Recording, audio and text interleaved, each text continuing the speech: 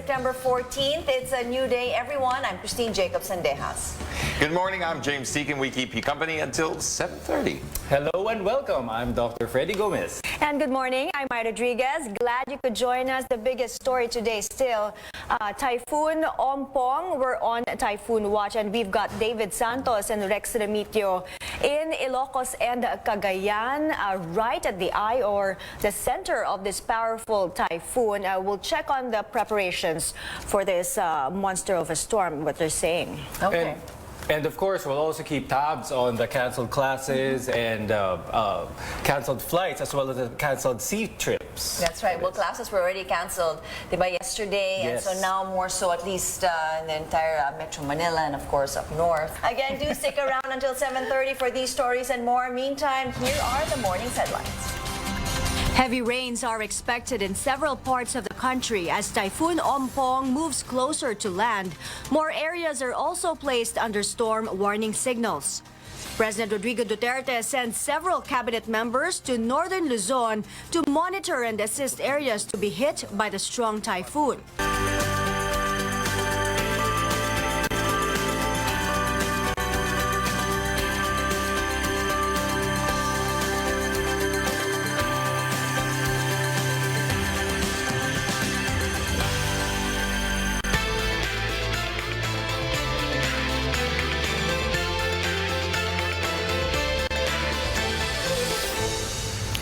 CNN Philippines is still on storm watch as Typhoon Ompong continues to barrel towards northern Luzon. The typhoon is expected to hit Cagayan Saturday morning, and Pag-asa says that the province can experience heavy rains today with the typhoon moving west. As a precaution, the whole of Metro Manila canceled classes today. Same goes for the provinces of Bulacan, Cavite, Laguna, Pangasinan, and Tarlac. Cebu City also called off school for all levels. There's also no classes in all levels in Taytay, San Mateo, Rodriguez, and Antipolo in Rizal. Hashtag walang pasok again in several towns of La Union, among them Agoo, Bacnotan, Bagulin, Bawang, San Juan, and San Fernando. Now, heads up, travelers, flight carriers are canceling some of their trips as the country braces for the impact of Typhoon Ompong. Cebu Pacific has canceled its round-trip flights from Manila to Tuguegarao, Manila to Kawayan, and Manila to Virac. SEBGO has also announced flight cancellations. Affected trips include Manila to Basco and back, as well as Manila to Naga to Manila. AirSwift also cancels one flight, its trip from Manila to Basco and back.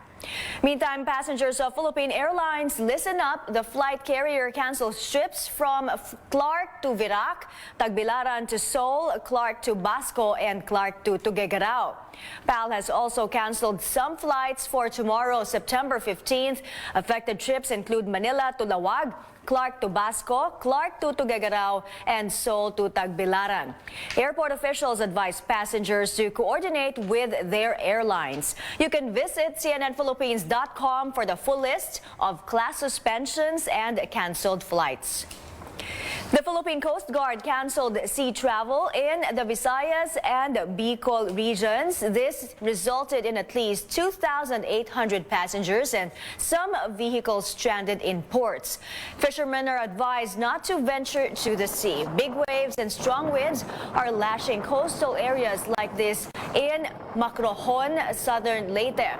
Lahar threatened areas near Mayon and Bulusan volcanoes in Bicol are also warned of possible erosion of pyroclastic materials deposited around the slopes of these volcanoes. Over in Cebu City, the Disaster Quick Response Team has installed flood warning signs in flood-prone areas to remind residents to take precaution. Local officials from the Ilocos region are making sure residents are safe as they prepare for Typhoon Ompong's wrath. Our senior correspondent David Santos is in Lawag City. David, how are things there? Well, it rained overnight following an extremely hot day here in Lawag on Thursday, as we've been reporting yesterday. Now, the temperature is now a bit cooler as the dawn breaks. We can notice patches of heavy clouds looming over the city, a huge contrast from yesterday morning's sunny weather. Now, like most parts of Luzon, we can only see this as an indication that indeed Typhoon Ompong is now upon us. Now, yesterday we got a glimpse on how authorities in coastal communities are prepping up for this monster storm. One town mayor here we spoke to is saying he could resort to drastic actions just to make sure his residents are out of harm's way. This nipa hut, measuring 1 by 2 meters, is tied to the ground with plastic braided rope.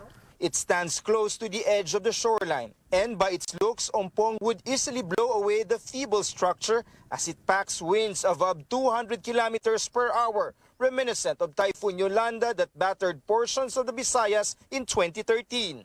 Tatayo ito kay Yolanda, ganito kalakas? Ewan ko lang ho. But for other Ilocos residents in danger zones, it's no laughing matter. 2 days ahead of the expected landfall, some are boarding up and securing their homes to survive the onslaught. The elderly and children are now staying in public schools converted into cramped temporary shelters. Maliit lang po yung bahay namin, saka malapit kami sa dagat po. Kaya takot na takot kami.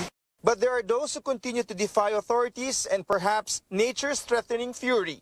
Policemen are called in to politely ask stubborn residents, especially those with children in tow, to heed warnings. The town mayor is threatening to have them forcibly moved out.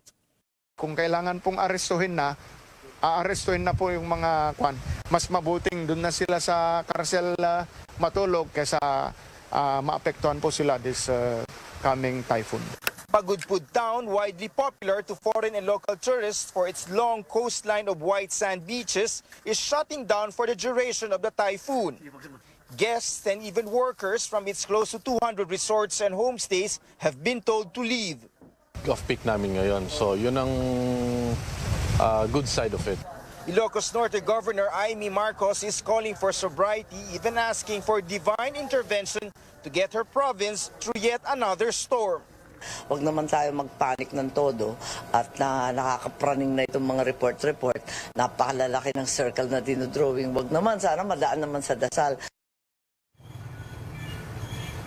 Authorities are round the clock keeping track of the movement of Typhoon Ompong. They are seeking for clues on how much time they have to issue that final warning to residents living in danger zones to get out and move to safer grounds. Now, as we've seen yesterday, some residents are still choosing to stay put. They did, however, say they could still change their mind, I guess, until they see before their very eyes how dangerous this storm is going to be for them. Mike. David, beautiful pictures and images, by the way, that you sent. In the coast of Ilocos over there, it's like no sign of the danger that's coming. But how is the local government holding up in terms of their preparations? You know, the Ilocos region is still reeling from the effects of the habagat season. Quite a number of residents who have evacuated at least starting yesterday and 2 days ago for Typhoon Ompong were the same residents who fled their homes recently due to the monsoon rains. Now, Governor Amy Marcos was telling reporters yesterday that they are still in fact in the process of helping out residents affected by the habagat when preparations again have to be laid out for Typhoon Ompong. Now, the last time Ilocos Norte was severely devastated by extreme weather was in October 2016 due to Typhoon Lawin. With the threat of Ompong, local officials say they are doing the best that they can to cushion the impact of this latest storm to hit Ilocos, Mike. And of course, we hope everyone in the storm's path heed the warnings. Stay safe, David. David Santos there reporting to us live from Ilocos Norte. Later in the program, we'll check on the situation in Cagayan, where the typhoon is expected to hit land tomorrow.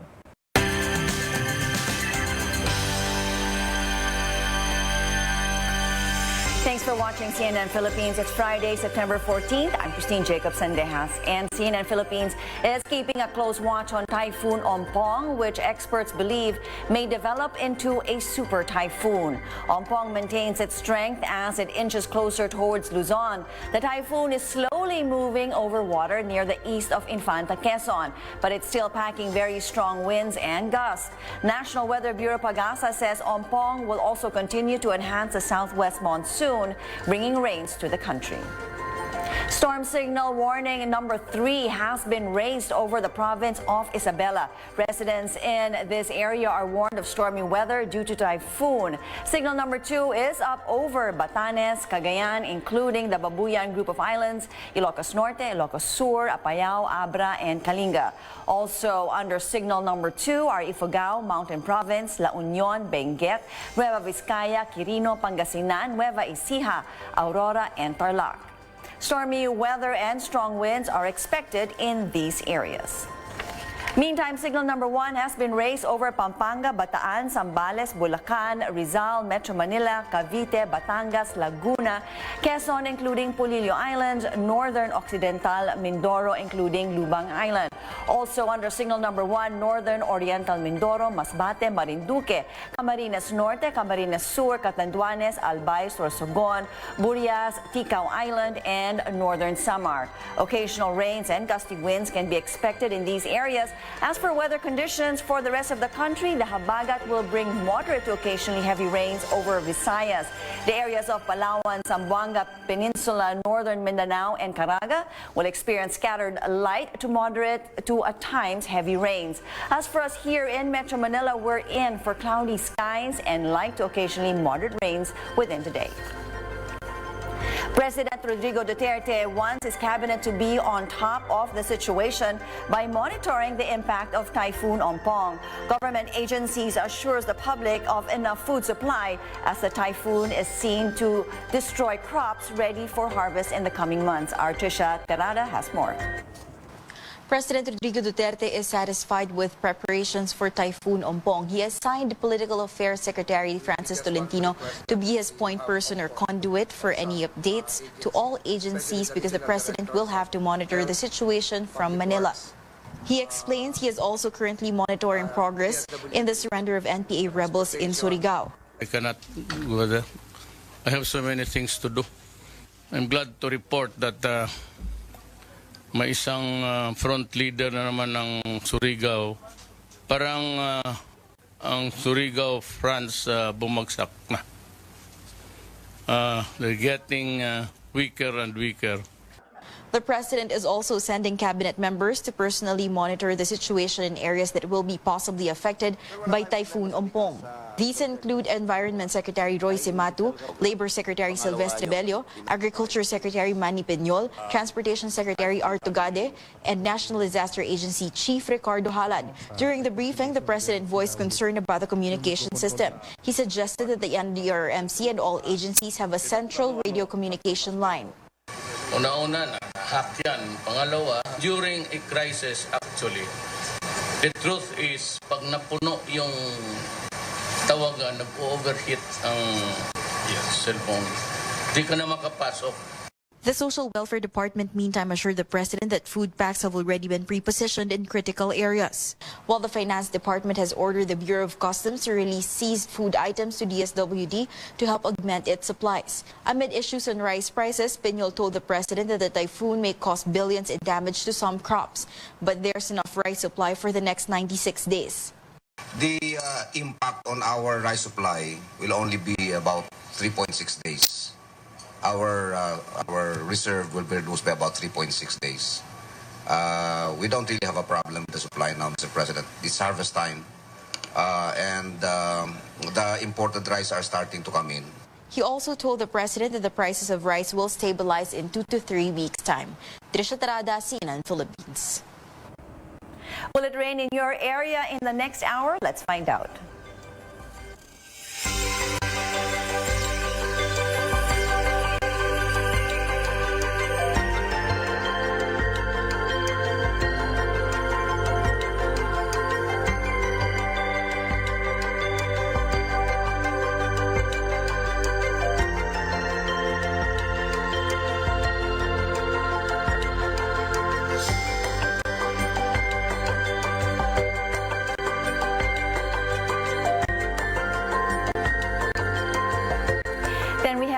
to the CNN World Weather Center, where CNN meteorologist Tom Sater gives us details on the path of Ompong.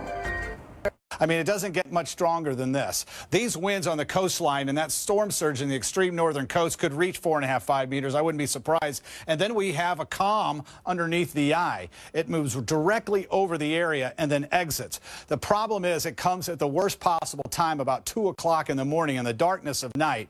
There are areas in purple that are not on these numbers here. As you see, Baguio almost 700. That probably will get a little bit more. So as it moves in, those villages in the valleys have the flash flood threat, the landslide threat. The villages in the higher terrain will most likely see stronger winds because of the elevation, stronger than those winds at 270 sustained. Then it moves in and conditions go downhill in Hong Kong probably around the afternoon on Sunday, landfall around midnight, and it continues to go to Hanoi. So again, as we watch the winds, it's unfortunate that your demise and the trouble you will see actually will benefit areas of southern China.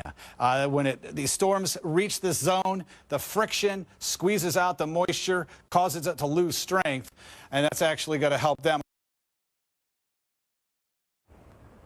That's meteorologist giving us the regional forecast straight from the CNN Global headquarters in Atlanta.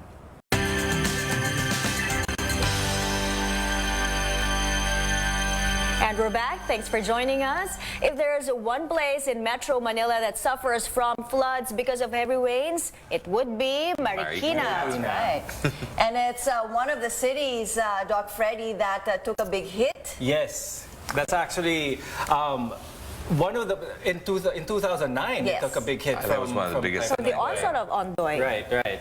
That's right. And But they did some flood controls, a lot of flood control, and it helped in the last few big ones, didn't it? That's right. And we'll always keep tabs on the Marikina River, which could overflow during the heavy downpour. Our George Cahiles went to the city and checked how residents are preparing for Typhoon Ompong. The sun is still up in Metro Manila.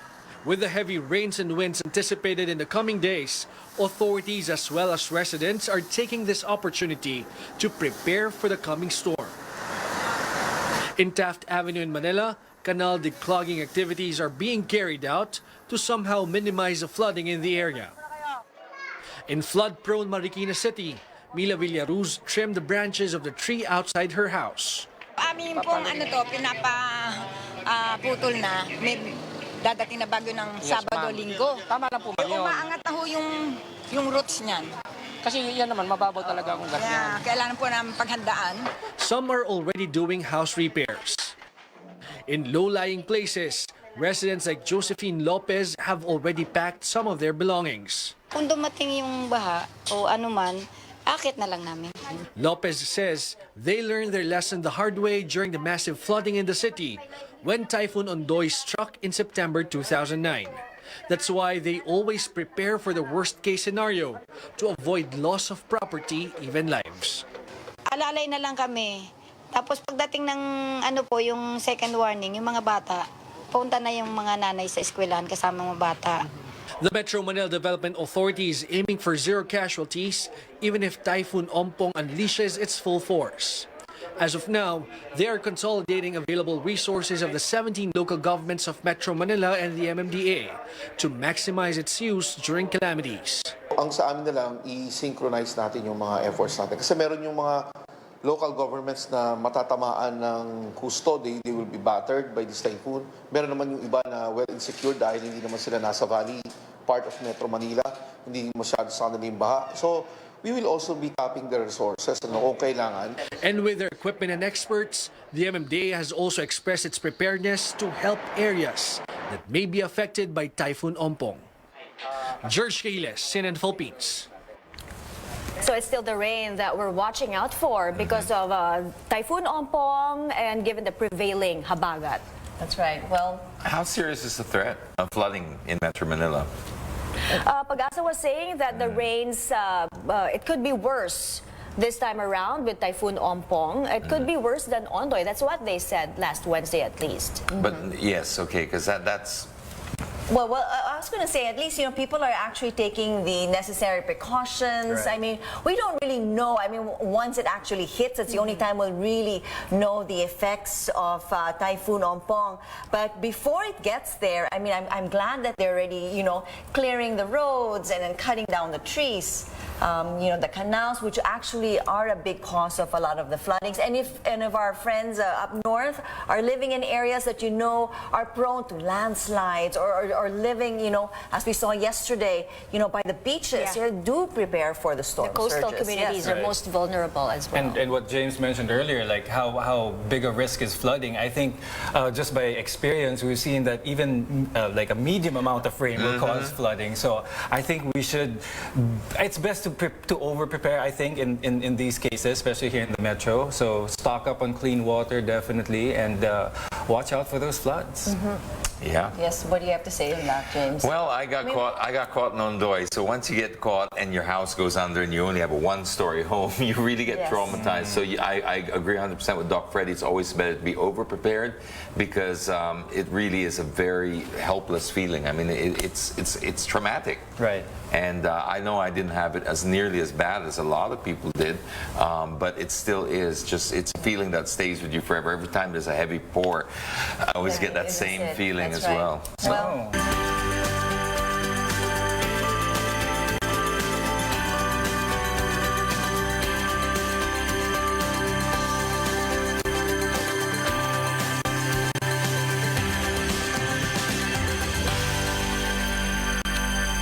Good morning and welcome back. I'm Maya Rodriguez. CNN Philippines is still on storm watch as Typhoon Ompong continues to barrel towards northern Luzon.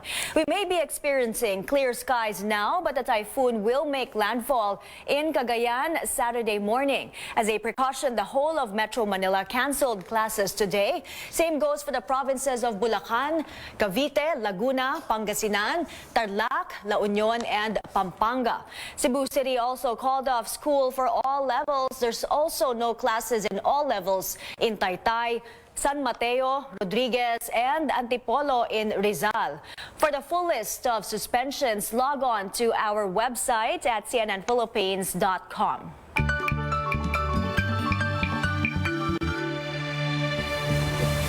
and you're back with us on CNN Philippines. I'm Christine Jacobson-Dejas. Good morning again. I'm James Deacon. And this is New Day on CNN Philippines, where the news comes first. I'm Dr. Freddy Gomez. Good morning, I'm Maya Rodriguez, and speaking of news, we still have a lot in store for our viewers in the next half hour. One thing is Typhoon Ompong barreling towards Luzon. This is now being compared, by the way, to Typhoon Lawin, which hit in October 2016. Not anymore Super Typhoon Yolanda, but Lawin was still damaging, affecting mostly the crops. Right? Over 3 billion pesos damage in crops. Imagine that. It's still deadly. We can't We can't afford that. We can't afford that right now. These rice problems. Especially with the rising prices these days. Well, we are expected to feel the impact of Typhoon Ompong today, and it will be expected to make landfall tomorrow. So we are very critical also because it's the early morning hours when most people are asleep. Well, it's nice that our president is really hands-on when it comes to this. I mean, they've been talking about it, the disaster relief that is being prepared in event that it does that hit us hard. Yeah, and hopefully the disaster relief gets distributed properly. That's Yun, one of isa the... pa yun. Yeah. Yes, that's one of the important factors. Okay, so again, stick around. We have more stories coming up. You're watching New Day on CNN Philippines.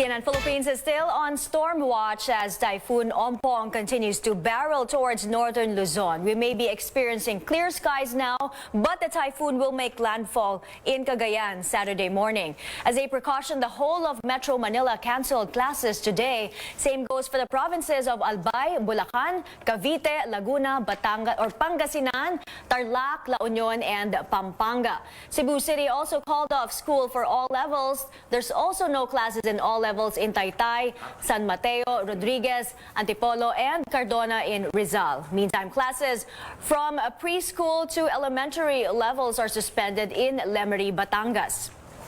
Heads up, travelers, flight carriers are canceling some of their trips as the country braces for the impact of Typhoon Ompong. Cebu Pacific has canceled its round-trip flights from Manila to Tuguegarao, Manila to Kawayan, and Manila to Virac. Sabgo has also announced flight cancellations. Affected trips include Manila to Basco and back, as well as Manila to Naga to Manila. AirSwift also canceled one flight, its trip from Manila to Basco and back.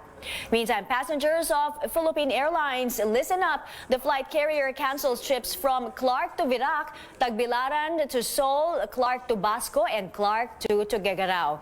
PAL also canceled some flights for tomorrow, September 15th. Affected trips include Manila to Lawag, Clark to Basco, Clark to Tuguegarao, and Seoul to Tagbilaran. Airport officials advise passengers to coordinate with their airlines. You can visit cnnphilippines.com for the full list of class suspensions and canceled flights. Residents in Cagayan province are fearing for the worst as Typhoon Ompong closes in. They admit this typhoon might be different than the previous ones that passed by their province. Our Rex Remito is still in Santa Ana town, which is along the path of the typhoon's eye. Hi Rex, can you describe to us the mood there so far? What's happening? Well, we're having gloomy skies over here in Santa Ana, Cagayan, but there's no signs of panicking among the residents, even as Typhoon Ompong is inching closer. But they admit that deep inside, they're anxious about the potential super typhoon.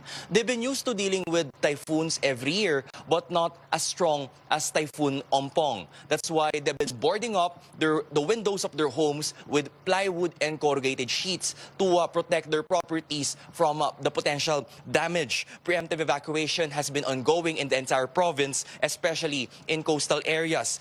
They say these protection will limit the damage that can be caused by floods brought about by huge waves. This is also to protect their properties from looters in the worst case scenario.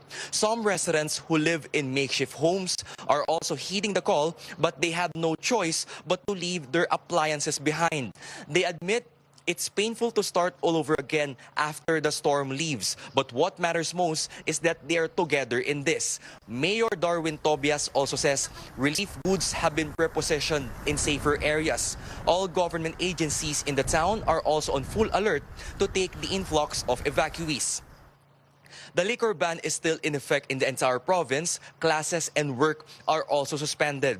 The local government is expecting the worst starting tonight until Saturday morning. The only thing that frightens the residents here are the occasional rains. The rains that we're having right now aren't that strong as much as we're expecting, but they believe that this is just the tip of the coming monster storm. Mai. Rex, how is the provincial government preparing for the huge waves or the storm surge that may inundate many homes near the coastline? The provincial government is advising residents to protect themselves from storm surges. The abnormal level in seawater could go up to 6 meters, equivalent to a 2-story building. This is deadly and could inundate communities. That's why they're advising residents to seek higher ground during these times. Mai. Definitely deadly and devastating. Stay safe, Rex. Rex Remito there reporting to us live from Santa Ana in Cagayan. In sports, the NCAA has suspended today's men's basketball games, given the class cancellations in Metro Manila in anticipation for the bad weather brought by Typhoon Ompong. The suspended games include San Sebastian versus Arellano at 12 noon, San Beda versus Perpetual Help at 2 p.m., and Letran versus the College of St. Benilde at 4 p.m. The NCAA will just move these games to a later date. We're keeping a close watch on Typhoon Ompong, which experts believe may develop into a super typhoon. Ompong maintains its strength as it inches closer towards Luzon. The typhoon is slowly moving over water near the east of Infanta, Quezon, but it's still packing very strong winds and gusts. National Weather Bureau Pag-asa says Ompong will also continue to enhance the southwest monsoon, bringing rains to the country. Storm signal warning number 3 has been raised over the province of Isabela. Residents in this area are warned of stormy weather due to the typhoon. Signal number 2 is up over Batanes, Cagayan, including the Babuyan group of islands, Ilocos Norte, Ilocos Sur, Apayao, Abra, and Kalinga. Also under signal number 2 are Ifugao, Mountain Province, La Union, Benguet, Nueva Vizcaya, Quirino, Pangasinan, Nueva Ecija, Aurora, and Tarlac. Stormy weather and strong winds are expected in these areas. Meantime, signal number 1 has been raised over Pampanga, Bataan, Zambales, Bulacan, Rizal, Metro Manila, Cavite, Batangas, Laguna, Quezon, including Polillo Island, Northern Occidental Mindoro, including Lubang Island. Also under signal number 1, Northern Oriental Mindoro, Masbate, Marinduque, Camarines Norte, Camarines Sur, Catanduanes, Albay, Sorsogon, Burias, Antico Island, and Northern Samar. Occasional rains and gusty winds will be experienced in these areas. As for weather conditions for the rest of the country, the Habagat will bring moderate to occasionally heavy rains over the Visayas, and the areas of Palawan, Zamboanga Peninsula, Northern Mindanao, and Caraga can expect scattered light to moderate to, at times, heavy rains.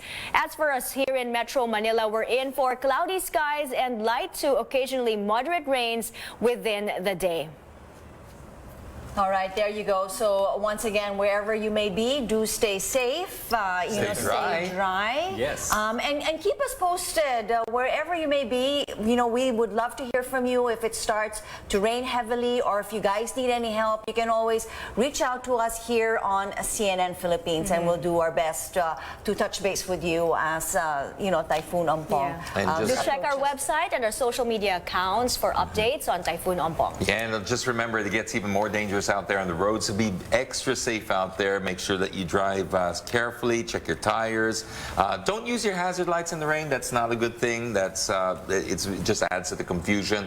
So just be safe, and we'll see you guys on Monday. And always, though, please don't forget to keep safe. Make sure that you always stay dry, as you said, because with the floods come those illnesses that we're very familiar with already. Leptospirosis, your water source has to be clean, or else cholera or other gastrointestinal problems. And also the sicknesses that happens when you're in evacuation centers, because people are just also... Yes, because of just the close proximity within each other. But I've seen some evacuation centers, especially the ones here in Quezon City, where they have actually dividers between evacuees now, and that will go a long way, definitely. All right. Well, that's it for us this Friday, and of course for this week. Thanks so much for watching. I'm Christine Jacobs-Sendejas. And New Day's back Monday at 6 on the dot. I'm Dr. Freddy Gomez. And I'll be there this time. See you again next time. I'll be filling in for Andre Felix. Right? I'm James Deacon. Have a great weekend, everyone. And I'm Maya Rodriguez. Tune in to CNN Philippines for more on Typhoon Ompong and its effects. Enjoy your morning and have a great Friday. Bye.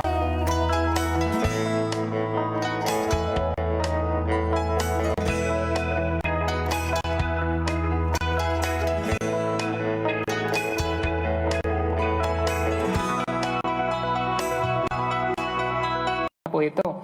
And then moving west-northwest, ganun pa rin yung tahak nito. Then maintained yung strength nito, yung maximum sustained winds niya na 205 kilometers per hour, and then gustiness na 255 kilometers per hour. At sa ngayon, patuloy na papalapit ito. Habang papalapit po ito yung enhancement ng southwest monsoon natin dito sa area ng Visayas as well as yung western section ng Mindanao. Magdadala ito pa rin ng kalat-kalat na pag-ulan. Itong mga pag-ulan na ito ay light to moderate at times heavy na mga pag-ulan. Based po sa track nito, inaasahan nga natin na magla-landfall ito bukas, September 15. Then umaga yung inaasahan nating landfall. Habang papalapit po ito, patuloy pa rin itong magdadala ng southwest monsoon o yung enhancement ng southwest monsoon. At yung mga areas na kung saan yung diameter nito which is 900, yung mga areas in particular dito sa area ng Northern Luzon, makakaranas ng moderate to occasionally heavy rains. Then yung southwest monsoon natin, magdadala ito ng light to moderate at times heavy na mga pag-ulan starting ngayon, later, makakaranas na tayo based dito sa track. And then inaasahan natin na lalabas ito Sunday ng umaga. Sunday pa rin yung inaasahan natin labas nito ng Philippine Area of Responsibility. Then inaasahan natin na ito from Isabela area siya maglalandfall, then magmumove siya dito sa may Ilocos provinces. So yun po yung tahak na inaasahan natin kay Ompong. Sa ngayon po, ito po yung illustration ng ating kung saan nakataas yung tropical cyclone warning signal numbers natin. So in detail, nakataas po yung signal number 3 sa Northern Aurora, Isabela, and then sa Cagayan. Signal number 2 sa Batanes, Babuing Group of Islands, Ilocos Norte, Ilocos Sur, Apayao, Abra, Kalinga, Mountain Province, Ifugao, La Union, Benguet, Nueva Vizcaya, Quirino, Pangasinan, Nueva Ecija, yung nalalabing bahagi ng Aurora, Tarlac, and then Northern Zambales. Yung nakapalo po sa signal number 3 and 2, asahan po na makakaranas ng stormy weather, yung masungit na panahon, yung malakas na mga pag-ulan at yung pabugso-bugsong malakas na hangin. Signal number 1 naman, dito sa Pampanga, Bataan, yung nalalabing bahagi ng Zambales, Bulacan, Rizal, Metro Manila, Cavite, Batangas, Laguna, Quezon, kasama na yung Polillo Island, Northern Occidental Mindoro, as well as yung sa Lubang Island, Northern Oriental Mindoro, Masbate, Marinduque, Camarines Norte, Camarines Sur, Catanduanes, Albay, Sorsogon, Burias, at sa Ticao Island, and then dito sa may Northern Samar. So yung mga areas na na-affected po ng signal number 1, asahan naman po natin na occasional rains, yung mga paminsan-minsan mga pag-ulan, light to moderate, inaasahan natin mga pag-ulan. Then yung gustiness, yung gusty winds, yung malakas na pabugso-bugsong mga hangin. So ito nga inaasahan natin within the validity of the severe weather bulletin. Occasional rains with gusty winds will be experienced over the tropical cyclone warning signal number 1. Then stormy weather sa tropical cyclone warning signal number 2 and 3. Then si Typhoon Ompong, inaasahan natin maglalandfall dito sa may Cagayan area, in particular sa may Isabela, tomorrow early morning. So Saturday po yun. Then southwest monsoon, yung enhancement ng southwest monsoon natin due to the typhoon will bring moderate to occasionally heavy rains sa Visayas. Kung mapapansin nyo kanina dun sa ating satellite image, yung buong Visayas po ay makakaranas ng mga pag-ulan. Then kalat-kalat na pag-ulan, may hina hanggang sa katamtaman na kung saan may paminsan-minsan ding malakas na mga pag-ulan sa Palawan, Zamboanga Peninsula, Northern Mindanao at Caraga.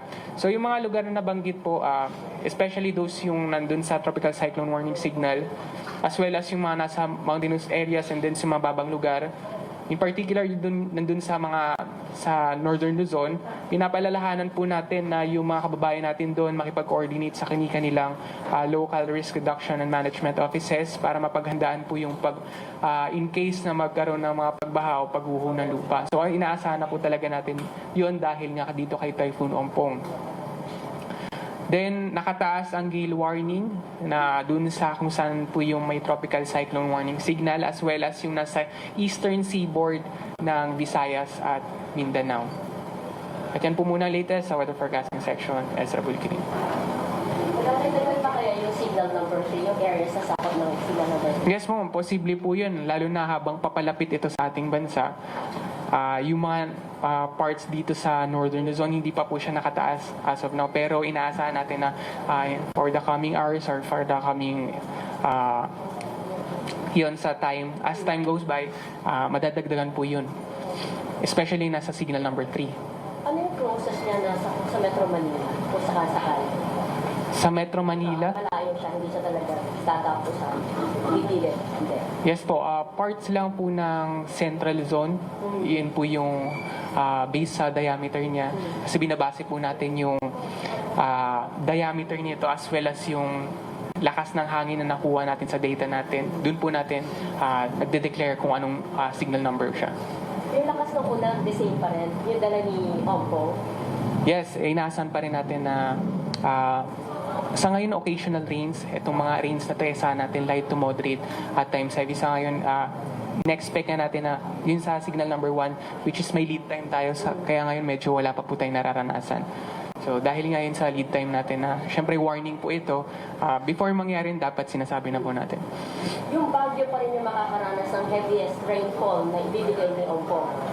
Sa ngayon po dahil nasa mataas na lugar ang Baguio, ina-expect talaga na moderate to at times heavy na mga pag-ulan.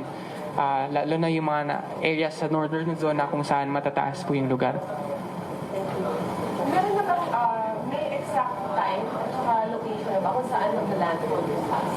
Sa akin po hindi po tayo nagbibigay ng hindi po talaga tayo nagbibigay ng exact time, nagbibigay lang po tayo ng range. So inaasahan natin na morning po, early morning yung landfall netong si Typhoon Ompong. And then in terms of sa area na kung saan siya magla-landfall, sa Isabela area pa rin po yung nakikita nating lugar kung saan ito magla-landfall. Mas madilim pa konti. How early in the morning? Madaling araw ba? Or Yes, early morning po yung inaasahan natin. So early morning, so we can could say na 1 a.m. to 5. You know. 1 a.m. to 5 p.m. Tapos yung medyo malaki kasi yung Isabela, meron ba tayong Well, sa synoptic scale po siya, medyo malaki. Ibig sabihin po nun, malaking area siya. So, hindi po natin tayo nagpipinpoint kung saan yung area. Tapos ano ulit yung mga probinsya na dadaanan niya pagpasok sa lupa? So, ibibase po natin dito sa ating track na kung saan dito na sa may northern Mindanao, Isabela and Cagayan, yun yung most probably na dadaanan niya talaga dahil nga dito siya magla-landfall. And then sa track neto, based po sa track neto, dediretso po siya dito sa may Ilocos provinces. So yung mga areas doon dito sa may Ilocos Norte, dyan po yung inaasahan natin na dediretso itong si Typhoon Ompong. And sir, mabagal pa rin siya, 20 kph. Yes. Bakit siya mabagal? Ano yung nagkukos ng pagbagal? Sa ngayon po maintain yung speed niya dahil sa mga atmospheric conditions na kino-consider natin. So medyo may in technical may karamihan po yun. So yun po yung walang possibility na mabili siya in the next few hours? Sa ngayon po nakikita natin na maintain po yung speed niya as well as yung in terms of intensity naman na 205 kilometers per hour. Hindi natin naalis yung possibility na posible pa ito magtaas yung maximum sustained winds niya. Pero possible po na yung upper limit lang po ng typhoon category yung ma-reach neto. So yung in terms of sa super typhoon category, mababa na po yung chance niya. Okay. Pag nag-landfall ba, may posibilidad na bumili siya? Sa ngayon po, ang tinitingnan natin, kapag lumanfall ito, yung maximum sustained winds niya, hihina po siya. Pero yung takbo niya, hindi maapektuhan? Sa ngayon po, maintain pa rin yung speed na nakikita natin. Dahil sa track neto na inaasahan natin na lalabas na ito ng Philippine Area of Responsibility by Sunday morning. Sir, sa mga unang araw kasi yung report na litulad dito sa Super Typhoon Yolanda. So sa ngayon, hindi na siya makukumpara. In terms of si Yolanda po kasi ay malakas din na typhoon. So in comparison po, hindi naman po natin pwedeng makompare siya in terms of sa kung gaano ito kalakas sa ngayon. Sir, so advice na lang po sa ating mga kababayan. So yun nga po ay yung mga residents na kung saan maapektuhan yung yung mga residents kung saan naapektuhan yung tropical cyclone warning signal kung saan po nakataas ito, as well as yung kung saan yung enhancement of southwest monsoon ay sa Visayas and then yung some parts of sa Mindanao. And then yung mga nasa mountainous areas as well as yung nakatira sa mababang lugar, pinapaalalahanan po natin lagi na makipag-coordinate sa kanila para maging sa kanilang local NDRMC para maging handa po sa posibleng pagbaha o pagguho ng lupa. So yun lang po. So, any more questions? questions? Yan, Joel. Okay. Thank you. Thank you. Every 3 hours. Advisory on Typhoon Ompong, which has maintained its strength and speed. It's still packing winds of 205 kilometers per hour with gusts of up to 255 kph. Landfall is still expected over the Cagayan, Isabela area tomorrow morning in the early morning hours between 1 a.m. to 5 a.m. This will enhance the southwest monsoon, so areas as far as the Visayas and Mindanao could still get occasional moderate to heavy rains because of the enhanced habagat, but areas to closely watch are Northern Aurora, Cagayan, and Isabela, which are now under signal number 3. Destructive winds are expected there, and also strong rains and storm surges in the coastline that could reach up to 6 meters high. The typhoon is expected to cross northern Luzon, so it will pass through the Ilocos provinces before heading out to sea in the direction of Taiwan and Hong Kong. Still a huge cyclone with a diameter of 900 kilometers covering a wider area of Luzon as it hits. Now, Newsroom will be right back. Stay tuned to CNN Philippines.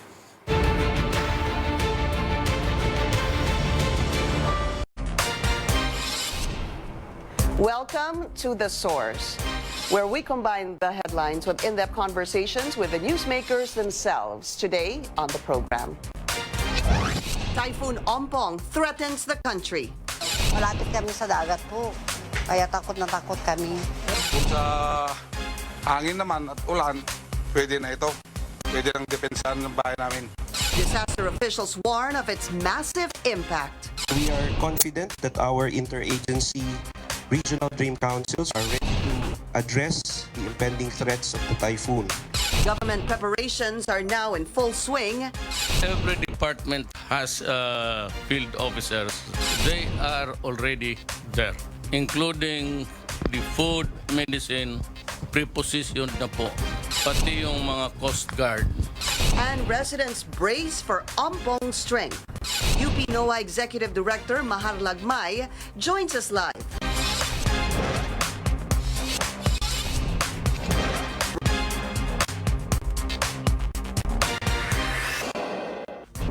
Thank you for joining us. I'm Pinky Webb. Residents are now gearing up on the possible impact of Typhoon Ompong as it maintains its strength towards the country. Storm signals were issued in different parts of Luzon. Flights have been canceled and residents living in danger zones have been asked to evacuate. Weather officials say Ompong cannot be classified yet as a super typhoon, but Filipinos should still remain vigilant because Ompong is still a powerful tropical cyclone.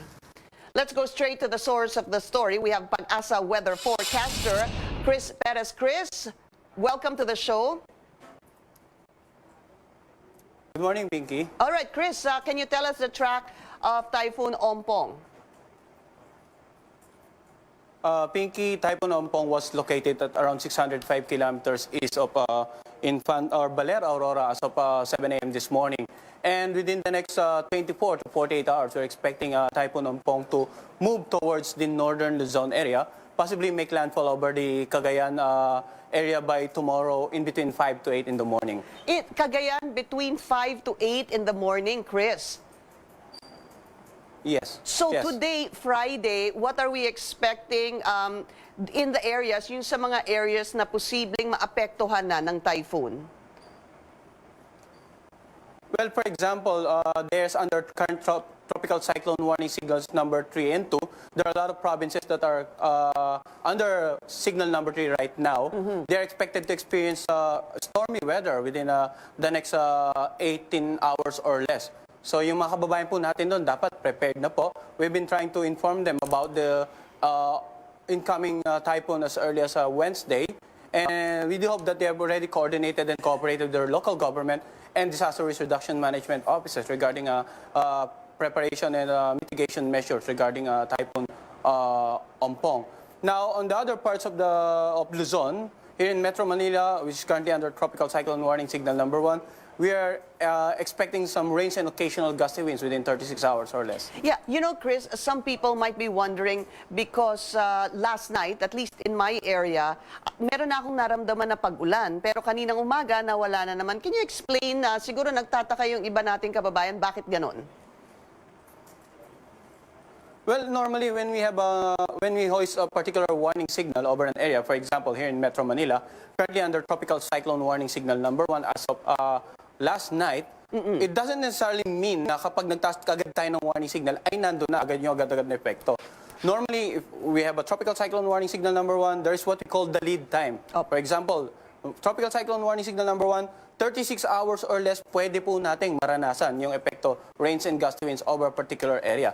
Now, for Metro Manila, bagaman mapansin po natin, nagsisimula na maging maulap, and then we're expecting na mas magiging madalas yung mga pag-ulan as the typhoon moves closer towards the northern Luzon area dahil napakalawak nitong sakop ng bagyo. Not only the northern Luzon area is expected to be directly affected by Ompong, but portions of central and southern Luzon, including Metro Manila as well. Oo nga, ang sabi nila dito, no, Chris, ang pag-asa naman has always been constant and consistently telling us that when there is already a storm signal up, hindi naman ibig sabihin na uulan na that very minute or that hour. There's that lead time that you talked about. So dapat maghanda tayo within 36 hours. Doon aasahan yung, for example, signal number 1 dito sa Metro Manila.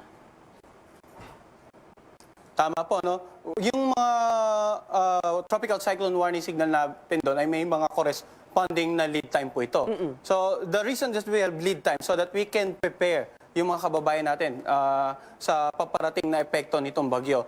Kung wala pong lead time at sinabi natin na warning signal number 1 na at nandun na yung epekto, then wala na tayong preparation. So dapat po maintindihan natin ng mga kababayan natin yung mga gantong bagay. Pag nagtaas tayo ng warning signal, tingnan din po nila, may kakakibat po itong lead time. Within that lead time, they still have ample time to prepare themselves para po sa possible effects ng bagyo. Paghandaan yung pagdating ng bagyo.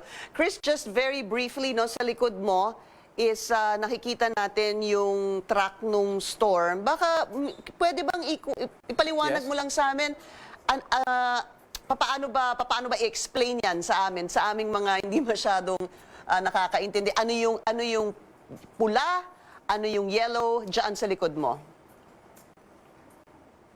Yes, what you're seeing behind me is yung latest satellite image nitong bagyong si Ompong or TY Ompong. Mapapansin natin there's a visible eye in the middle, yung pinakang gitna ng bagyo. Pag typhoon intensity, kailangan may visible eye na siya. And then yung nasa paligid niya, yung colored clouds, ibig sabihin yan, nagdedepende yung kulay, no? Yung orange, yan po yung clouds na talagang napakakapal at sinisiguro natin na mataas ang chance na magdulot ng mga pag-ulan, some isolated thunderstorms, lightnings, at areas of strong winds. Now, yung mas manipis na color around the blue, yan po yung mga mid to low level clouds. Normally, ang bagyo po, pag talagang napakalakas nito, typhoon category, mas malaki yung area or the radius or diameter na covered nung mayroong mga namumulang color. Ibig sabihin, yung makapal na ulap, maraming paulan, may malakas na hangin. Chris, can you point to us andyan yung eye ng storm? Well, ito yung pinakang eye of the Typhoon Ompong, no? Once na duman ito sa area nyo, you expect biglang kakalma yung weather. Basically, sa good weather sa gitna nito. But before the eye, mapapansin natin, meron tayong spiral cloud bands. Tatama ito sa ating lugar. Pag dumaan yung eye, biglang mag-good weather, panandalian. And then, the other half, sasama na naman yung lagay na ating panahon. Yes, so that is why, kung napapansin, yes. Go ahead, Chris. So sa mga kababayan po natin, pag sinabi natin yung mata, tatama ng northern Luzon, but considering the radius or the diameter of the storm, mapapansin natin, kung ilalagay natin center or eye right now over here, and it will maintain the same features, then likely mapapansin natin, tatamaan pa rin yung portions ng central and southern Luzon. That is why sa ating mga tropical cyclone warning signal, not only areas over the northern Luzon area may warning signal, but areas under central and southern Luzon as well, including Metro Manila. Maraming salamat sa iyo, Chris Perez ng Pag-asa. Thank you, Chris. This is The Source on CNN Philippines. Still to come, is your area prone to landslides, flash floods, and storm surge? UP NOAA Executive Director Mahar Lagmay will be with us after the break. You're watching The Source on CNN Philippines. Our guest today, University of the Philippines Nationwide Operational Assessment of Hazard, or NOAA Executive Director Mahar Lagmay. Mahar, good to see you again. Hi, good to see you again. On circumstances naman na hindi masyadong maganda because pinaghahandaan nga itong si Ompong. No? Ompong, sorry. Let's start with this. Gaano ba kalakas itong bagyong ito? Kasi bakit sinasabing it could be a super typhoon and there's sometimes even a comparison to Yolanda? Oh yes, it's quite strong, no? Because based on the data of Pag-asa on sustained winds, comparing it to Milenio, comparing it to Glenda, which we experienced, no? And comparing it to Yolanda, only Yolanda beats it in terms of sustained winds, no? So if we have a prediction by Pag-asa that it's going to hit at 200, the sustained winds would be 205 kilometers per hour. Glenda was about 150 kilometers per hour sustained winds. And the data of Pag-asa says that the sustained winds of Yolanda was 235 kilometers per hour. So only Yolanda beats this typhoon in terms of wind strength. Pag sinabi nating wind strength compared to rainfall, ano bang mas matindi? As long as it kills, then it is matindi, di ba? So we want to avoid that. The typhoon itself is the phenomenon. There are hazards associated with the phenomenon. No, that is, there are several. The strong winds, which can topple trees and get your roof to be torn off. Or blown away. Or blown away. And that's dangerous if the roof hits you, if the yero, if it hits you. And if a tree collapses on you, then that's dangerous. So and that's all a hazard. Because of those wind strength. Yes, because of the strong winds that can blow off a lot of things. No? The second hazard is the rainfall that triggers floods. Nobody dies from rain. They die from floods that are spawned by intense amount of rain that's delivered over a certain duration. Not just 1 hour, but 2, 3, 4 hours. And So the landslides. So let's talk about the typhoon Yes. levels. Let's put that up on the screen. Paano ba dinedetermine ang typhoon level? Is it because, or is it a combination of the rainfall and the wind? No, the typhoon signal that we have, signals that we have, 1, 2, 3, that's just the wind. Wind lang yan. Okay. Yeah. So sometimes there are cases when there's no more signal number, it's already sunny, but it rained in the mountains and the floods will take time to go down to your community.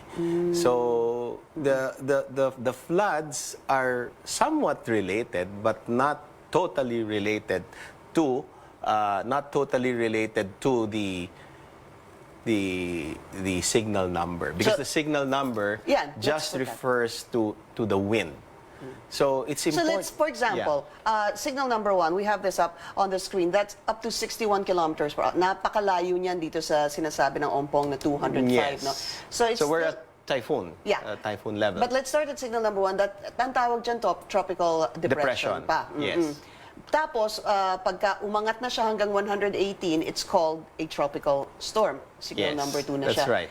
Now you're saying where we are in the typhoon category. Pag-asa says it's 205 kilometers per hour sustained winds, but there will be gustiness, which makes it stronger in terms of wind strength. No? But this is not sustained. It's intermittent. No? But when it happens, it's going to be much more than 205 kilometers per hour. Can you tell us the difference between that, yung gustiness? Kasi dalawang elements yun eh. Yung sustained is measured over parang a certain span of time. No, it's 10 minutes. No, so when they measure it over an interval of 10 minutes, they get the average. No, and that average is 205 kilometers per hour.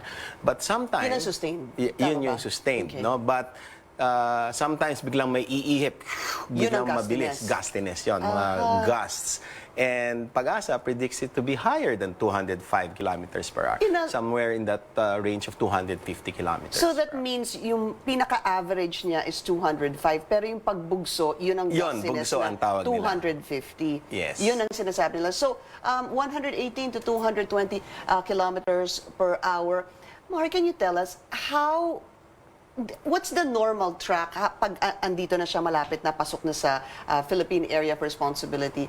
What makes it stronger or what makes it weaker? What are the elements of a storm that would make it right now, for example, itong si Ompong, that would make it stronger or weaker to the point that posible na siya maging super typhoon? Well, typhoons that brew in the Pacific form because of warm waters. So, ibig sabihin, pag nandun siya sa tubig, no? Yung storm na nasa tubig pa lang? On Yes. top of water. So, may nagkakaroon ng exchange ng heat, no? So, nagpo-form ng convection, but we don't like to use those terms, no? But Hindi na namin maintindihan yan. they love warm waters. So, when the storm is in the ocean, in the middle of the Pacific Ocean, and it moves, and if there's warm water, then it loves it. It feeds on that, so it becomes stronger. So that's the main element why typhoons get strong. And how is it determined that, for example, now, Mar, na lalakas pa siya o ihihina pa siya? Well, the forecasts that I'm seeing is that it through time it gets weaker, no?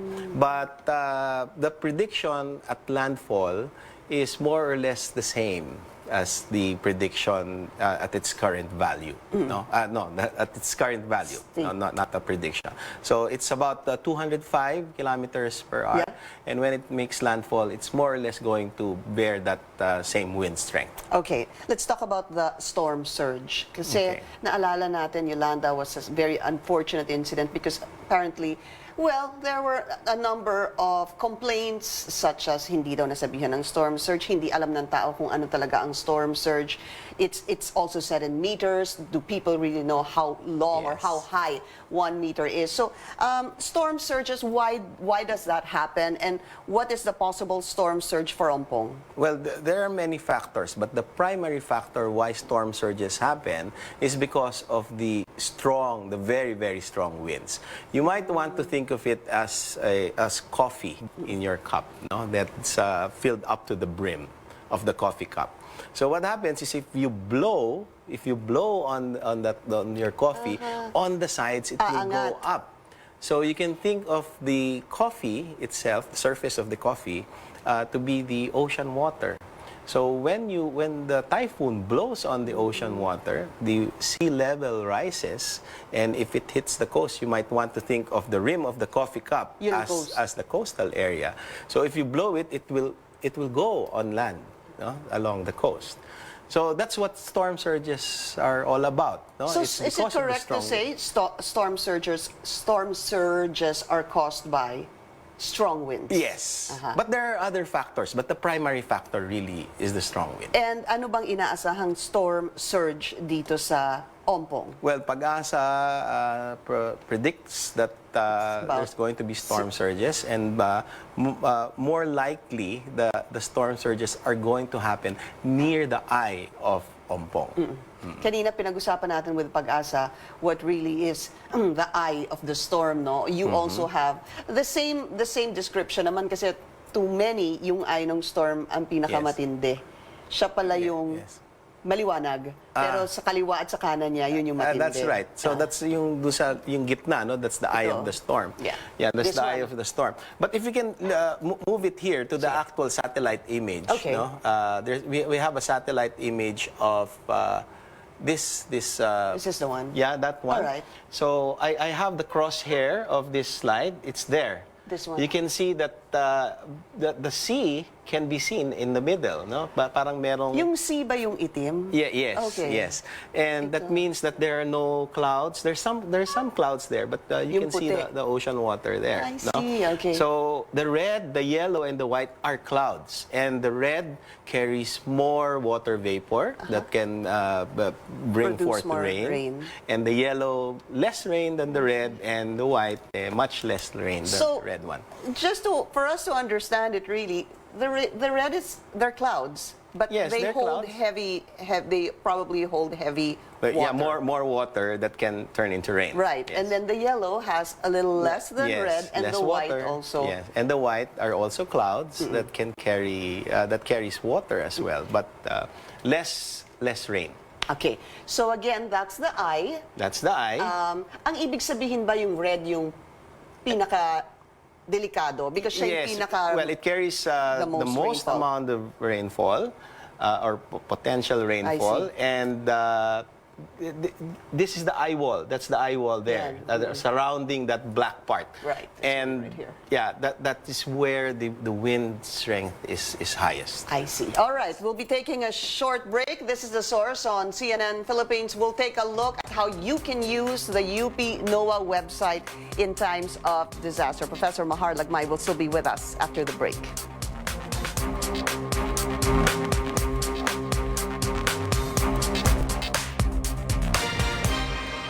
You're watching The Source on CNN Philippines. Our guest today, UP NOAA Executive Director Mahar Lagmay. Sir, we're also talking about how big yung diameter niya or radius.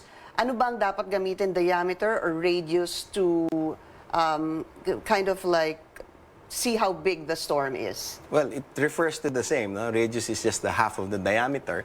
But so, radius mas maliit, ang diameter mas malaki. So, if you have a circle from the center to the side or to the perimeter, that's the radius. Right. The diameter, if you times 2 that, because it goes from one end to the other end. Can you tell us the diameter of this storm? This website, which can be found at noaa.up.edu.ph, there's actually a feature wherein you can measure the diameter. No? So from the eye, we can measure it up to, let's say, depends on how you would like to think of it. But there, see, it's already at 500 kilometers radius. Yeah, so you can see that it's quite a big storm. Yeah. And it will affect a lot of areas. It will affect mostly this part, where it will make landfall tomorrow at roughly around 5 a.m. And because it's big, you can see right away these rain clouds here, the ones which are red, will or can deliver rainfall over parts of Luzon, even southern Luzon. But the strength of the winds are highest near the eye. So when it makes landfall here, then the wind problem is greatest. So, you talk about this wind problem, yan ba? The red? Yes. The nearer it is to the eye wall, the stronger the wind is. So, if this is the diameter we were talking about, it was about 500. That's how that's if you measure it. It depends on how the scientist measures it. If you measure it up to there, that's already 900 kilometers. Right. But if you measure it up to here, that's only 413. Why did you measure it just up to there?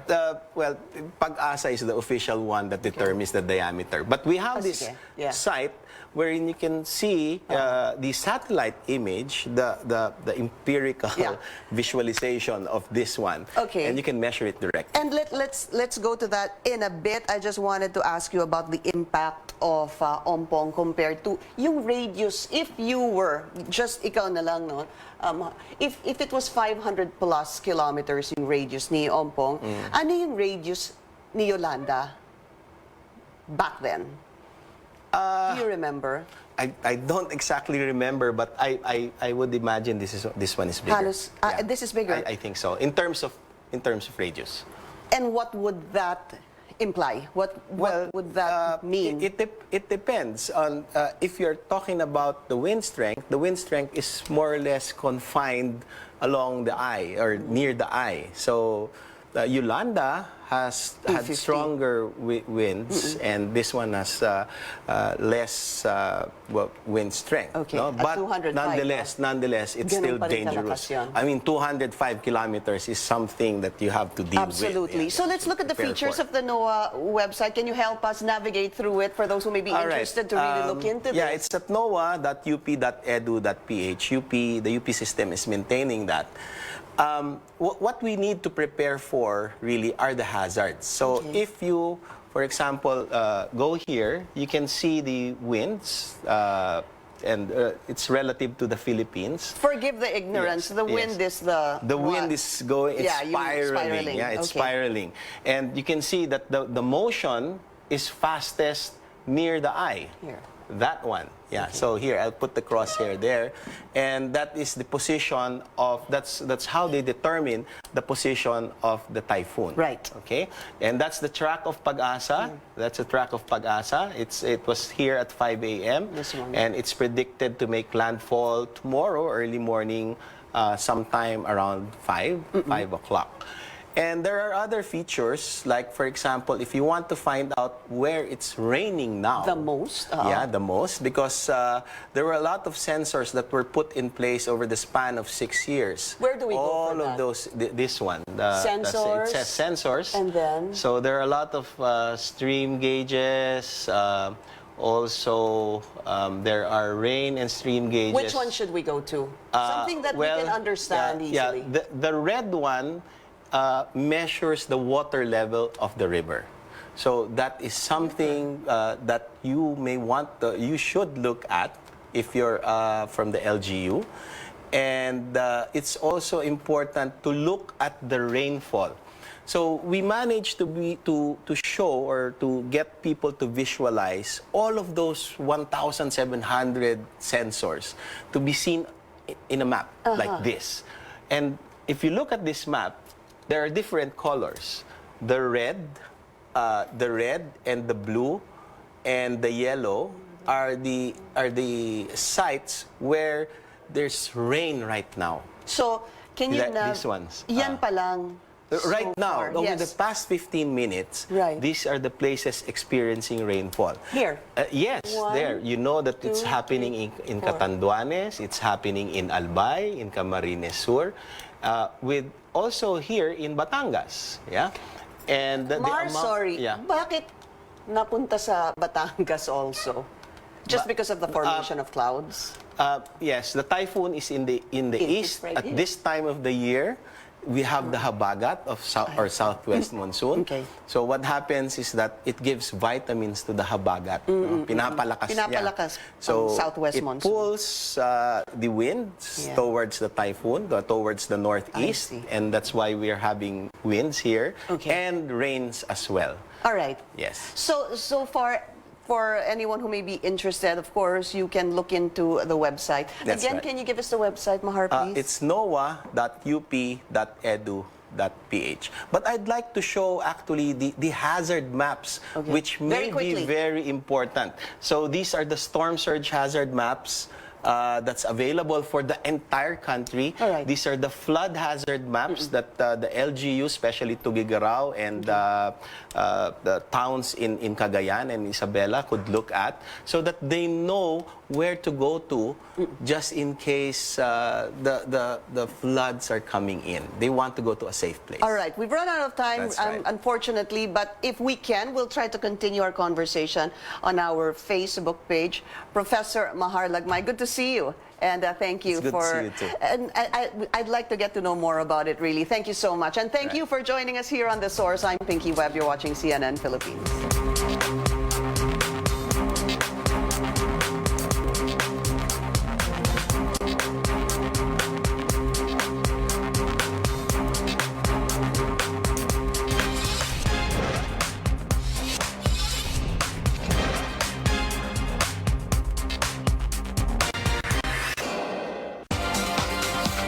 Magandang umaga, ako si Cherry Mercado. Narito na ang mga balita at serbisyong hatid namin para sa Pilipino. Ito ang Newsroom ngayon. Mapaminsalang lakas ng hangin at ulan sa mga dadaanang lugar ng Bagyong Ompong. Inaasahan, lakas ng bagyo napanatili pa habang papalapit sa lupa.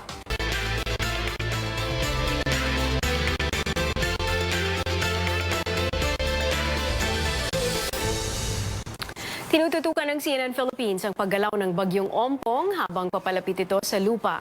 Inaasahang magdadala ang bagyo ng mapaminsalang lakas ng hangin at ulan sa mga dadaanan nitong lugar. Pero ayon sa Pag-asa, hindi na magiging super typhoon ang Bagyong Ompong. Nasa Pag-asa Weather Center ang aming correspondent na si Joyce Ilas.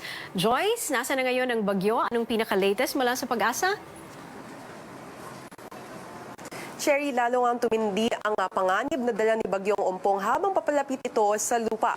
Inaasahan nga na bukas, bandang 1:00 hanggang 5:00 ng umaga, magla-landfall si Ompong sa Isabela bago ito tatahak papuntang Northern Luzon, partikular na nga sa Isabela at sa kalalabas ng ating bansa linggo ng umaga. Sa ngayon ay matatagpuan si Ompong 605 kilometers away sa silangan ng Baler, Aurora at may bilis ito na 205 kilometers per hour at pagbugso na 255 kilometers per hour. Dahil dito nakataas ang cyclone warning signal number 3 sa Northern Aurora, Isabela at sa Cagayan. Nakataas naman ang cyclone warning signal number 2 sa Batanes, Babuyan Group of Islands, Ilocos Norte, Ilocos Sur, Apayao, Abra, Kalinga, Mountain Province, Ifugao, La Union, Benguet, Nueva Vizcaya, Quirino, Pangasinan, Nueva Ecija, the rest of Aurora, Tarlac at Northern Zambales. Ayon nga sa Pag-asa, asahan na raw ang malakas na pag-ulan at pagbugso ng hangin sa mga lugar na ito. Inaabisuhan din ng Pag-asa na maghanda na raw ang mga residente sa mga lugar na ito dahil maaaring magdulot si Ompong ng pagbaha, landslide at maging storm surge na may taas na 5 hanggang 6 na metro. Pwede daw ito magdulot ng severe damage sa mga bahay, lalo na yung gawa sa light materials at sa mga pananim. At pwede rin daw mabuwal ang mga puno at mga poste ng kuryente. Nakataas naman ang cyclone warning signal number 1 sa Pampanga, Bataan, the rest of Zambales, Bulacan, Rizal, Metro Manila, Cavite, Batangas, Laguna, Quezon, kasama na ang Polillo Island, Northern Occidental Mindoro, kasama na ang Lubang Island, Northern Oriental Mindoro, Masbate, Marinduque, Camarines Norte, Camarines Sur, Catanduanes, Albay, Sorsogon, Burias at Ticao Island.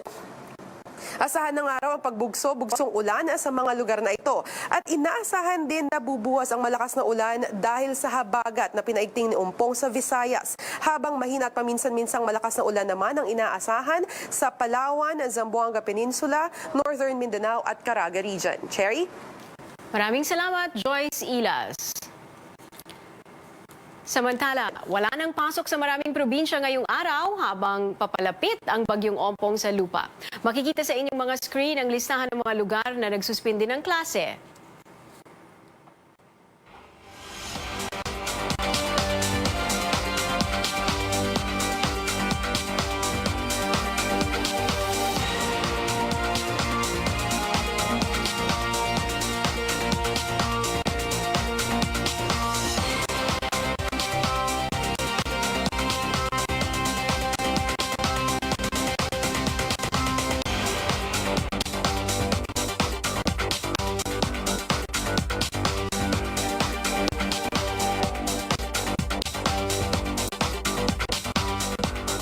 Kanselado rin ang biyahe ng ilang mga airlines dahil sa banta ng bagyo.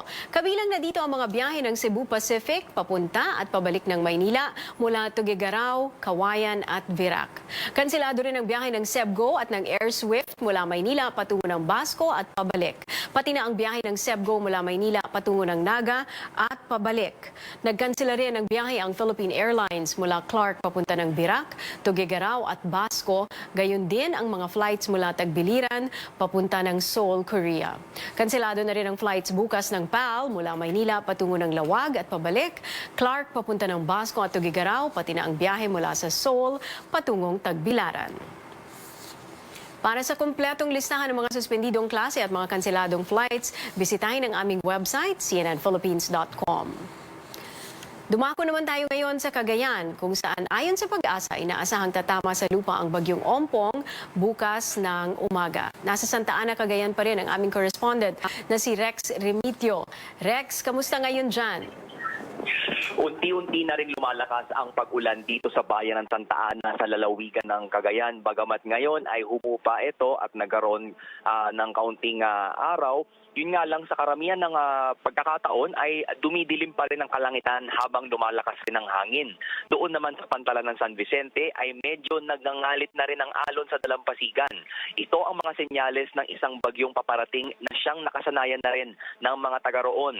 Gayunpaman, inaasahan rin nilang ibang-iba raw ang magiging patkim sa kanila ni Ompong na siyang halos isa ng super typhoon. Kung kaya't maaga pa lamang ay nakakubli na sa kanilang mga tahanan ang karamihan sa kanila. nila. Sinelyahan na nila ng mga plywood at yero ang kanilang mga bahay bilang pananggalang sa posibleng matataas na pagbaha. Ang iba na may ginawa ito upang habang sa kanilang paglikas sa evacuation center ay walang manamantala sa kanilang mga gamit. Patuloy pa rin ang paglilikas sa buong bayan, lalo na sa mga nakatira sa tabing dagat na nahaharap sa banta ng malalaking alon. Ito'y posibleng nasa laking dalawang palapag ng isang gusali raw kasi o 6 na metro yung maaaring storm surge na tumama mula sa dagat, kung kaya't kinakailangan raw na sila'y magsilikas na habang may panahon pa. Nakahanda na rin daw ang lahat ng evacuation bayan at maging ang mga relief goods para sa mga nagsisilikas. Sa ngayon, sarado na rin ang halos lahat ng tindahan at maging ang palengke, bukod sa ilang nangahas pa rin magbukas. Ang mga bus ay hindi na rin bumabiyahe, bagamat may mga UV Express vans pa rin na bumabalik at pupunta sa Tugigaraw ang nagsiservisyo dito sa Santa Ana. At may mga pasahero pa rin tayong nakikita na nag-aantay na upang makaalis kagad dito sa bayan ng Santa Ana. Cherry. Rex Remitio, maraming salamat. Nag-uulat mula sa Cagayan. Muli kaugnay pa rin sa bagyong Ompong. Dumako tayo ngayon sa Ilocos Norte na nasa ilalim ng Storm Warning Signal number 2. Nasa Lawag City ang aming correspondent na si David Santos. David, kamusta dyan ngayon sa Ilocos?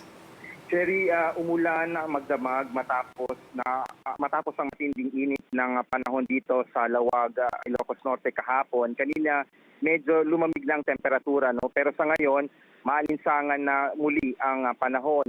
Pero kapansin-pansin ang makakapal na ulap sa kalangitan taliwas sa maliwalas na kondisyon kahapon. Indikasyon lang daw ito na palapit na ang bagyong Ompong dito sa kinaroroonan namin. Kahapon, nag-ikot ang ilang opisyal sa mga baybaying bahagi ng Ilocos Norte gaya sa bayan ng Pagudpud para inspeksyonin at alamin ang paghahanda para sa paparating na bagyo. Gayon din kung sumusunod pa ang mga residente sa mga panawagan na lisanin ang mga tinatawag na danger zones. Sa isinagawang preemptive evacuation, binigyan ng prioridad ang mga matatanda, mga bata, mga buntis at PWD. Kahapon, pinayagan pa ang ilang mga kalalakihan na bumalik sa kanilang mga bahay para magawan pa ng paraan na patibayin pa ang kanilang mga tahanan. Yung mga turista, maging mga empleyado na halos 200 hotel, resort at homestay sa tabing dagat ng Pagudpud, pinaalis na rin pansamantala sa lugar. Napakadelikado kasi ang pwesto ng mga resort kasi nakatirik ito mismo sa dalampasigan. Kung magkaka-storm surge, maaaring lamunin ng mga alon ang mga establishmentong ito. May ilan pa rin ang gustong manatili sa kanilang mga bahay sa harap ng panganib ng storm surge. Tinatawag ang mga pulis para pakiusapan sila. Pero yung alkalde ng Pagudpud gusto nang iparesto ang mga pasaway. Ayon kay Mayor Marlon Sales, mas gugustuhin raw niya na makita sa kulungan ang mga pasaway na residente kaysa makipagsapalaran ito sa bagyo. Sherry? So karamihan ng mga nakatira sa may coastal areas dyan, David, nakalikas na. Yes, Cherry, karamihan sa kanila, no? Kasi nga inikot natin ito yung mga baybaying bayan, ito yung mga coastal towns gaya ng Pagudpud, Pasukin, gayon din ang Bangi at saka Burgos. Ang report na natanggap ng provincial government, majority of them nasa mga evacuation centers. Sa katunayan, kapapasok lang itong information sa atin kasi sinasagawa kasi ngayon ng isang parang last-minute interagency meeting ni Ilocos Norte Governor Amy Marcos. Ang latest information, may 2,500 families na galing sa iba't ibang mga coastal towns ang nagsilikas at ngayon ay nakatira sa mga temporary shelters, gaya ng mga public schools, Cherry. Okay, David Santos, maraming salamat sa iyo. Nag-uulat mula sa Ilocos Norte. Patuloy naman na nagbabadya sa Hilagang Luzon ang bagsik ni Bagyong Ompong habang papalapit ito sa bansa. Sa satellite image, makikita ang laki ng sakop ng bagyo na halos matakpan ang buong mapa ng Pilipinas. Sa pahayag pa ng Pag-asa, pinangangambahan din na maaring umabot sa 6 na metro o katumbas ng 19 na talampakan ang storm surge sa mga apektadong lugar. Kinukumpirma ng mga weather official ang Ompong o kinukumpara ng mga weather official ang Ompong sa Bagyong Lawin na tumama rin sa Luzon noon namang 2016. Hindi nalalayo ang lakas at hangin ng pagbugso nito. Babala ng mga otoridad na kayang makapinsala ng lakas ng Bagyong Ompong ang mga gusali. Patuloy na tinututukan ng CNN Philippines ang paggalaw ng bagyong Ompong. Nakataas na ang signal number 3 sa Northern Aurora, Isabela at sa Cagayan. Inaabisuhan na ang mga residente sa mga apektadong lugar sa matinding paghagupit ng hangin na kayang makasira ng mga struktura. Magdadala rin ang bagyo ng malalakas na pag-ulan at posibleng magdulot ng pagbaha at pagguho ng lupa. Samantala, signal number 2 naman sa buong Ilocos Region, ilang probinsya sa Cordillera at sa gitnang Luzon. Marami ring mga probinsya ang nasa ilalim ng signal number 1. Ayon sa pag-asa, palalakasin din ng bagyo ang hanging habagat na magpapaulan sa iba't ibang bahagi ng bansa. Bukod sa pag-asa, binabantayan din ng UP NOAA ang bagyong Ompong. Sa panayam ng programang The Source, ipinaliwanag ni UP NOAA Executive Director Mahar Lagmay ang maaaring makita sa kanilang website na maaaring makatulong sa pagtutok natin sa bagyo. This website, which can be found at noaa.up.edu.ph, there's actually a feature wherein you can measure the diameter. No? So from the eye, we can measure it up to, let's say, depends on how you would like to think of it. But there, see, it's already at 500 kilometers radius. Yeah, so you can see that it's quite a big storm. Yeah. And it will affect a lot of areas. It will affect mostly this part, where it will make landfall tomorrow at roughly around 5 a.m. And because it's big, you can see right away these rain clouds here, the ones which are red, will or can deliver rainfall over parts of Luzon, even southern Luzon. But the strength of the winds are highest near the eye. So when it makes landfall here, then the wind problem is greatest. Are you talking about this wind problem, yan ba? The red? Yes. The nearer it is to the eye wall, the stronger the wind is. Mapapanood ang kabuuan ng panayam kay Ginoong Lagmay sa The Source mamayang alas 2 at alas 7:30 ng gabi dito lamang sa CNN Philippines. Yan ang mga balita at serbisyong hatid namin para sa Pilipino. Samahan niyo po ako muli sa Lunes. Ako si Cherry Mercado. Ingat po tayo lahat sa parating na bagyo. Ito ang Newsroom ngayon. Susunod na ang Sports Desk.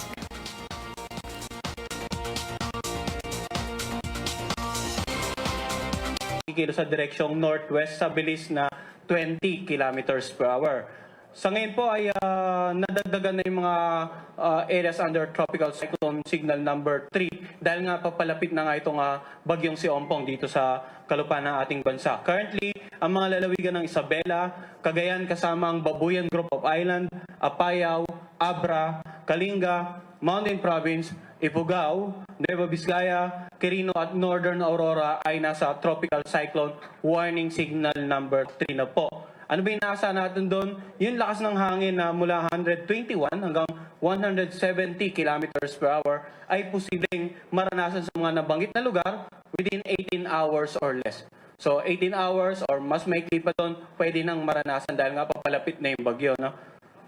We have tropical cyclone warning signal number 2 naman ang nakataas dito nga sa mga lalawigan ng Batanes, Ilocos Norte at Ilocos Sur, La Union, Benguet, Pangasinan, Tarlac, Nueva Ecija, Southern Aurora, Northern Zambales.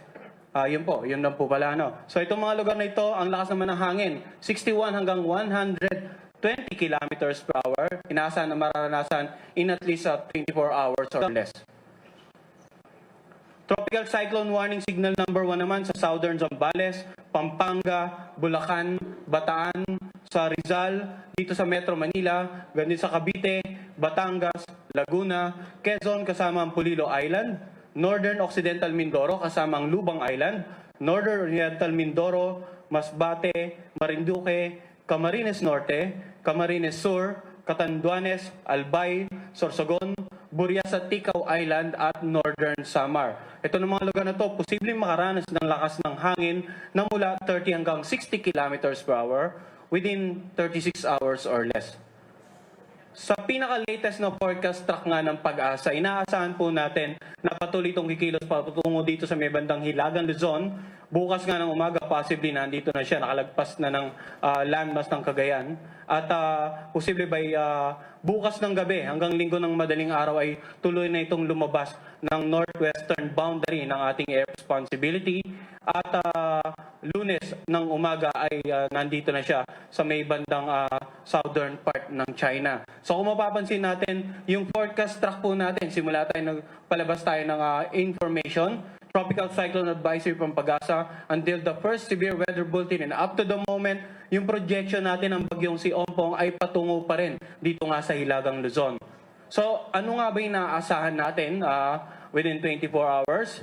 Paalala po doon sa mga areas under Tropical Cyclone Warning number 3 and 2, asahan pa rin po ang masungit na panahon, maalon hanggang sa napakaalong mga karagatan. Maaring sa mga oras nito hindi nyo pa gaanong nararamdaman, pero gaya nga po na nabanggit natin kanina yung lead time, 18 hours or less, posible nyo na pong maramdaman itong ang masungit na panahon dyan sa kanilang mga lugar. Samantala, occasional rains, paminsan-minsan pag-ulan at pagbugso ng hangin, inaasahan naman sa areas under Tropical Cyclone Warning Signal number 1, that is within 36 hours or less. So sa mga kababayan natin nagtatanong dito sa Metro Manila, sabi na wala pa pong nararanasan ng mga pag-ulan, asahan po natin, within 36 hours or less, pwede na pong maranasan yung paminsan-minsan pag-ulan, pagbugso ng hangin. In fact, kung lalabas po tayo, ay makita natin, maulap na po dito sa Metro Manila. At yung sitwasyon na yan, hindi lamang dito sa Metro Manila, kundi dun sa latest satellite imagery nga po natin kanina, mapapansin natin yung ating itinuro, yung outer spiral bands ng bagyo ay inaabot na ilang bahagi ng gitna at katimugang Luzon and even some parts of Western Visayas. Si Ompong po inaasahan na maglalandfall sa Cagayan, Isabela area bukas ng madaling araw, possibly in between 5 to 8 in the morning. At yung kanina nakita natin sa satellite imagery, yung kaulapan dito sa may bandang Kabisayan at ilang bahagi nga ng Mindanao, yun yung pinag-iba yung habagat or southwest monsoon. So aside from the areas that are to be affected directly by Typhoon Ompong, yung enhanced sa bagat, posible ring magdulot ng mga katamtaman hanggang sa kung minsan yung malakas na pag-ulan. Dito nga sa Kabisayaan, habang mahina hanggang sa katamtamang pag-ulan, possible sa Palawan, Zamboanga Peninsula, Northern Mindanao at Caraga Region.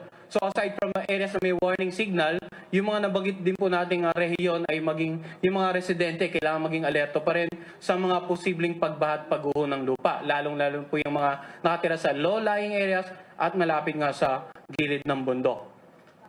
Samantala, yung patuloy na pakikipag-ugnayan po sa inyong lokal na pamahalaan at disaster risk reduction management offices ay pinapaalaan pa rin po natin mga kababayan natin para po sa in line with the preparation sa paparating na bagyong si Ompong. May inaasahan tayong mga storm surge, ilan sa mga areas dito sa Cagayan at Isabela. Yung at the moment, yung pagtaya natin na posibleng taas ay abot hanggang 6 na metro lamang, maaring mabago pa to. Kaya magantabay po sa 3-hourly updates ng Pag-asa. Pinapayaw yung mga kababayan nating mga isda at yung mga may maliit na sakyang pandagat, hanggat maaari, huwag po muna pumalaot sa mga seaboards ng areas na may tropical cyclone warning signal. Ganon din po dito sa eastern seaboard ng Kabisayan at ng Mindanao. So gaya nga po na nabanggit natin, every 3 hours yung update natin ng bagyo. Ang susunod po nating severe weather bulletin ay papalabas mamayang 2:00 ng hapon. Nandito naman ngayon si Richard para mag-provide ng update natin sa water reservoirs.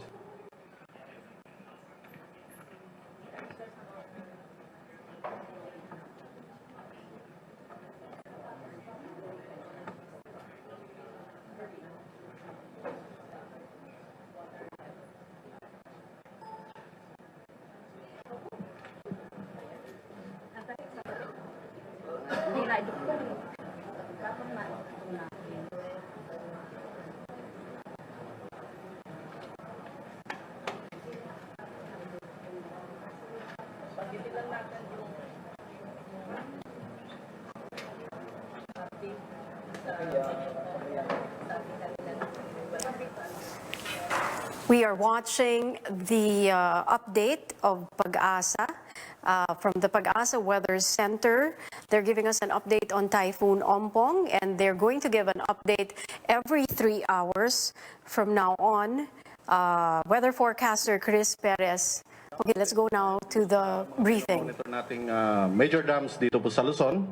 And tingnan natin kung ano ba yung magiging outcome pagdaan po nitong si Bagyong Ompong. So, kanina pong alas 10 ng umaga, elevation ni Ambuklaw Dam is 751.02 meters. And kasalukuyan po itong nakabukas. 4 gates po ang total opening nito and bali 2 metro po yung opening niya.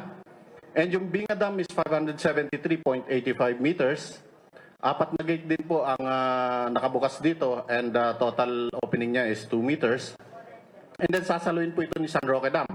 For now, si San Roque Dam po ay medyo mababa pa po, 274.24 meters kaninang alas 10 ng umaga. And titingnan natin kung anong magiging outcome ni San Roque habang tuloy-tuloy yung pagpapakawalan ni Ambuklaw and Bingada dahil nga po sasaluin ito ni San Roque Dam. And expect po natin yung update mamaya po kung ano magiging outcome ni San Roque. Samantalang si Magat Dam, elevation po ngayon is 188.51 and kasalukuyan po itong nagpapakawala rin ng tubig. 2 gate po ang nakabukas dito and total opening niya is 4 meters. And then yung total outflow nito is umaabot po ng almost 900 cubic meter per second. So, ina-expect natin na ang Magat River, isa lang po ang pwedeng maapektuhan. Isang barangay lang po or isang munisipyo ang pwedeng maapektuhan ito, which is yung Reyna Mercedes and dito po sa Barangay Turod dahil nga po masyado makipot yung ilog doon po sa Barangay Turod. So pwede po magkaroon ng mapuno yung ilog doon and magkaroon po ng mga pagbaha within that area. Samantalang dito sa Pantabangan, 213.11 meters ang elevation niya kaninang alas 10 ng umaga. And medyo malayo pa po ito sa spilling level na 216. And sa Angat Dam is 206.5 meters. Samantalang si Ipo Dam is 100.67 and La Mesa is 79.42. Now, dito po sa San Roque Dam, kailangan pa po ng at least 200 millimeters of rainfall kasama na po yung inflow from Binga Dam na umabot po ng 286 cubic meter per second. So, kailangan pa po niya at least 200 millimeters of rainfall para po umabot ng spilling level. Samantalang Pantabangan Dam, kailangan pa rin po niya ng at least 225 millimeters of rainfall to reach 216 meters elevation para po sa spilling level. And then sa Angat Dam is kailangan pa rin ng 124 millimeters of rainfall para po mapuno. Now, yung mayroon po tayong mga flood advisory na inisyo kaninang alas 6 ng umaga dito po sa Agno River Basin, Bicol River Basin, and Pampanga River Basin. Samantalang yung mga major river basin natin na maaaring maapektuhan itong si Bagyong Ompong ay ito pong Abulog River, Abra River Basin, Cagayan, Pampanga, Agno, and Pasig Marikina. And then kanina pong alas 6 ng umaga, nagpalabas po tayo ng General Flood Advisory dito po sa rehiyon ng Cordillera Administrative Region, Ilocos, Cagayan Valley, Central Luzon, Calabarzon, Mimaropa, Bicol, Western Visayas, Central Visayas, and Eastern Visayas. Kasama na rin po yung Zamboanga Peninsula. And then ito po yung areas affected, lalong-lalo na kung magdadagdag pa po ng pagpapakawala itong si Magat Dam. Ito po yung mga munisipyo na maaari pong maapektuhan ng pagpapakawala ni Magat Dam. Ito po yung Ramon, San Mateo, Aurora, Cabatuan, Luna, Reyna Mercedes, Burgos, Naguilian, and Gamo. And then papasok po ito sa Cagayan River. So from Gamo hanggang Apari po ang exit nito. And doon po sa release ni Binga Ambuklaw Dam, pupunta po yung tubig papuntang San Roque. From Binga to San Roque Dam, 2 barangay lang po ang apektado nito, which is yung nasa Itugon Bigat. Ito po yung Barangay Dalupirip and Barangay Tinundan. So yan lang po ang latest at maraming salamat po.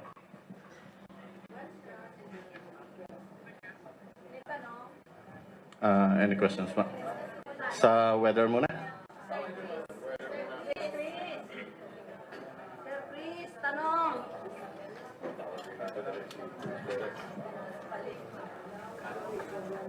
Magandang umaga po sa kanila, no? So,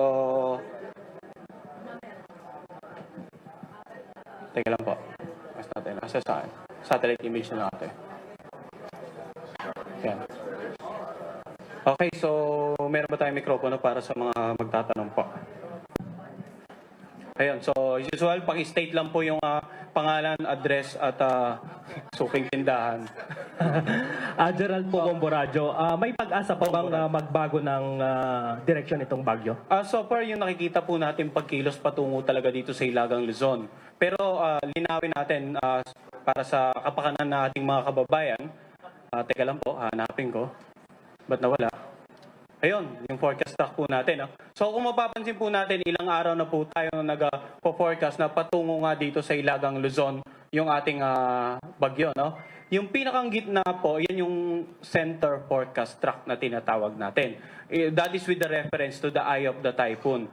Ano po yung cone of probability? Ito pinatawag natin cone of probability. Ibig sabihin po niyan, bagamat ang forecast natin ng center track ay generally towards this line, posible po na bahagyang mag-deviate to the north or to the south ng center track. But nevertheless, we still expect the typhoon to move within this area of probability or cone of probability. Ano po? So for the next, we've been very consistent since naglabas po tayo ng tropical cyclone advisory, some minor adjustments with regard to the center track, but in the general direction towards the northern Luzon area as well as yung area probability is almost the same almost for the past 2 days. Yung lakas po, lalakas pa or hindi? Sa ngayon po, nasa 205 kilometers per hour na to, posible pang lumabas habang nasa karagatan at gaya nga po ng mga nabanggit natin noong nakaraang araw, posibleng umabot ng around 220 kilometers per hour pa yung maximum wind nito. Chris, good afternoon. Gani Oro, DZME. Good afternoon po. Paki-explain nga yung mata, yung pinaka-eye of the typhoon. Ano ang ma-experience dyan? Meaning ba, before dumating yung mata ng bagyo sa lugar na yon, the same yung hangin na mararanasan nila, and then after that, mga ilang oras o minutes bago bumalik uli yung lakas ng hangin para pareho na sila doon sa diameter na sakop din ng coverage ng bagyo. Ang initial estimate po natin nung lawak ng bagyo ay around 900 kilometers. Ibig sabihin kung may radius siya ng around 450 simula sa mata ng bagyo.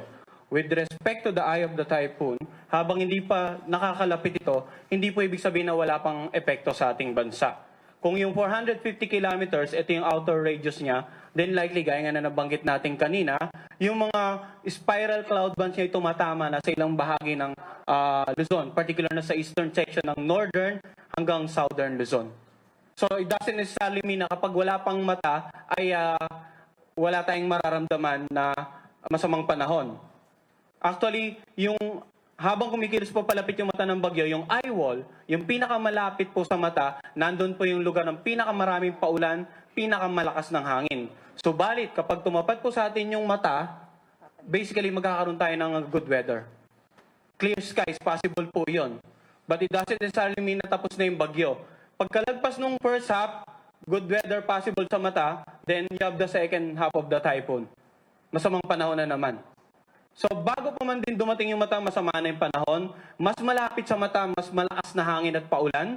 Pag natapat tayo sa mata, magkakaroon tayo ng panandaliang good weather, possibly clear skies, kakalma ang hangin. And then after noon, tatama na naman yung other side of the eye wall, masamang panahon, and the remaining half of the typhoon. So yun po ang magiging weather scenario. Pag bago, habang tumatawid yung mata at paglagpas ng mata ng bagyo sa inyong lugar. Follow-up question, Chris. Ang dami kasi lumalabas sa social media ng mga ibang weather services internationally. For 3 days na nag-forecast kayo, consistent ba yung track ng bagyo as hanggang ngayon, mas accurate ba maituturing ang pag-asa? Well, hindi po tayo kasi nagko-compare ang ating produkto sa iba't ibang meteorological agency. Pero a little research online, makikita po nyo na nag-a-adjust din po iba't ibang meteorological agency. Halos pare-parehas naman po tayo ng basehan ng weather data. That is why minor adjustments, nagre-reflect po yan sa lahat ng forecast track ng ating mga kasama sa trabaho sa iba't ibang bansa. That's Pag-asa giving the latest on Typhoon Ompong. So far, 10 provinces are now under signal number 3. Ompong also maintains its strength at 205 kilometers per hour. CNN Philippines will continue to monitor the latest on Typhoon Ompong. I'm Cherry Mercado, and you're watching CNN Philippines.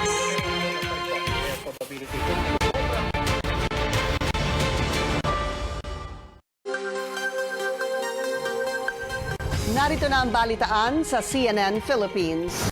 Karagdagang mga lugar isinailalim na rin sa cyclone warning signal number 3 habang papalapit ang bagyong Ompong sa Cagayan, Isabela area.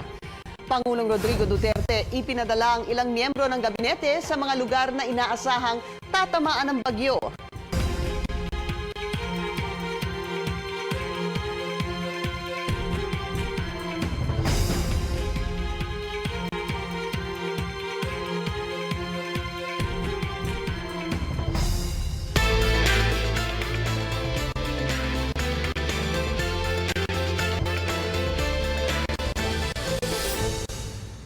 Magandang tanghali, ako po si Pinky Webb. Unti-unti nang nararamdaman ang epekto ng bagyong Ompong habang papalapit ito sa Cagayan, Isabela area. Inaasahang tatama ang bagyo sa bahaging ito bukas bago muling maglandfall sa Ilocos. Dahil po sa inaasahang lakas ng bagyo, pinapalikas na ang mga pamilyang nakatira sa mababang lugar at malapit sa dagat sa hilagang bahagi ng Luzon. Kinansela na rin ang klase sa mga lugar na inaasahang makararanas ng pag-ulan. Patuloy na tinututukan ng CNN Philippines ang pagkilos at epekto ng bagyong Ompong. Nakaantabay ang aming mga correspondent sa mga lugar na inaasahang tatamaan ng bagyo. Nasa Ilocos Norte ang aming senior correspondent na si David Santos. Nasa Cagayan si Rex Remitio habang si Joyce Ilas naman nakabantay sa Pag-asa Weather Center sa Quezon City. Unahin na nating alamin ang sitwasyon dyan po sa Ilocos Norte. Naroon ang aming senior correspondent na si David Santos. David, kamusta na ang lagay ng panahon dyan ngayon? Pinky, sa bago tayo umereno, medyo umaambon-ambon na kanina, medyo maalinsangan pa, pero ngayon medyo umaambon at cloudy na rin. Pero puspusan pa rin ang paghahanda ng mga disaster officials dito sa Ilocos Norte. Aminado si Governor Amy Marcos na sa kabila ng ilang araw na paghahanda, hindi pa rin daw siya kumbinsido na magiging sapat ang kanilang inilatag na preparasyon.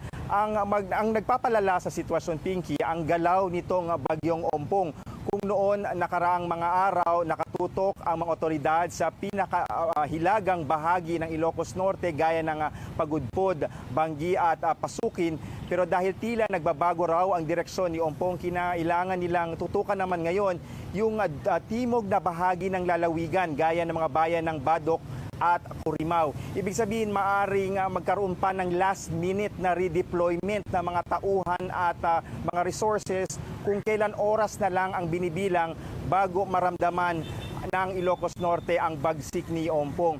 Dagdag pasanin pa nga sa mga otoridad yung mga pasaway na residente na ayaw lumikas mula sa mga danger zone, lalong-lalo na yung mga nasa tabing dagat, tabing ilog at paanan ng bundok. Sabi ni Governor Marcos, hindi na raw magsasagawa ng paglikas o kaya rescue operations ang mga first responder sa kasagsagan ng bagyo dahil malalagay naman sa peligro ang buhay ng mga emergency personnel.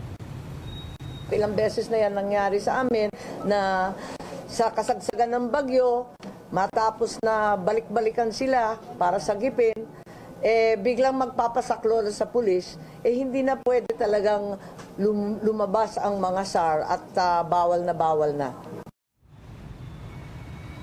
Sa katunayan, namatayan na raw noon ng pulis ang Ilocos Norte habang nagsasagawa ng rescue mission sa kalagitnaan ng kalamidad. Nagbigay na ng taning si Governor Marcos, maaring hanggang alas 3 na lang ngayong hapon magsasagawa ng preemptive evacuation ang mga otoridad.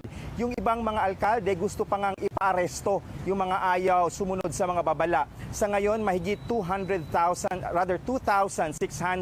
na mga residente na mula sa iba't ibang bayan ang nailikas. Umaasa mga opisyal na mas madadagdagan pa ito bago pa man hagupitin ng tuluyan ang Ilocos Norte ng Bagyong Ompong. Pinky. So, David, bakit ganoon? Ayaw umalis nung ibang nasa paanan ng bundok o nasa mga tabing ilog o tabing dagat?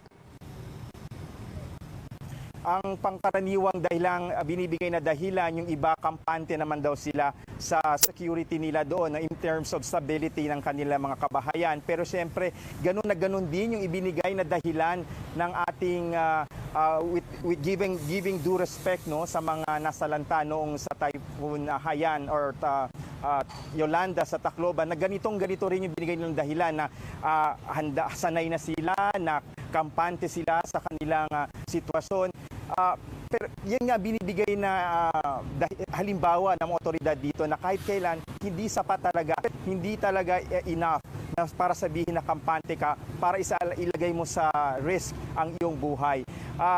Yun nga, ang sinasabi naman ng mga nakausap natin, sabi nila, tingnan natin, baka naman eventually makukumbinsi rin silang lumikas. Mayroon pa namang ilang oras at sana nga wag na silang magdesisyon kung kailan halos naririto na yung si Bagyong Ompong, Pinky. Ngayon, David, gaya ng sabi mo, meron pang hanggang alas 3 na posibleng mailikas sila to bring them to safer ground dahil nga papalapit na ang bagyo dyan sa area ni David. Maraming salamat at mag-ingat ka, David Santos, nag-uulat.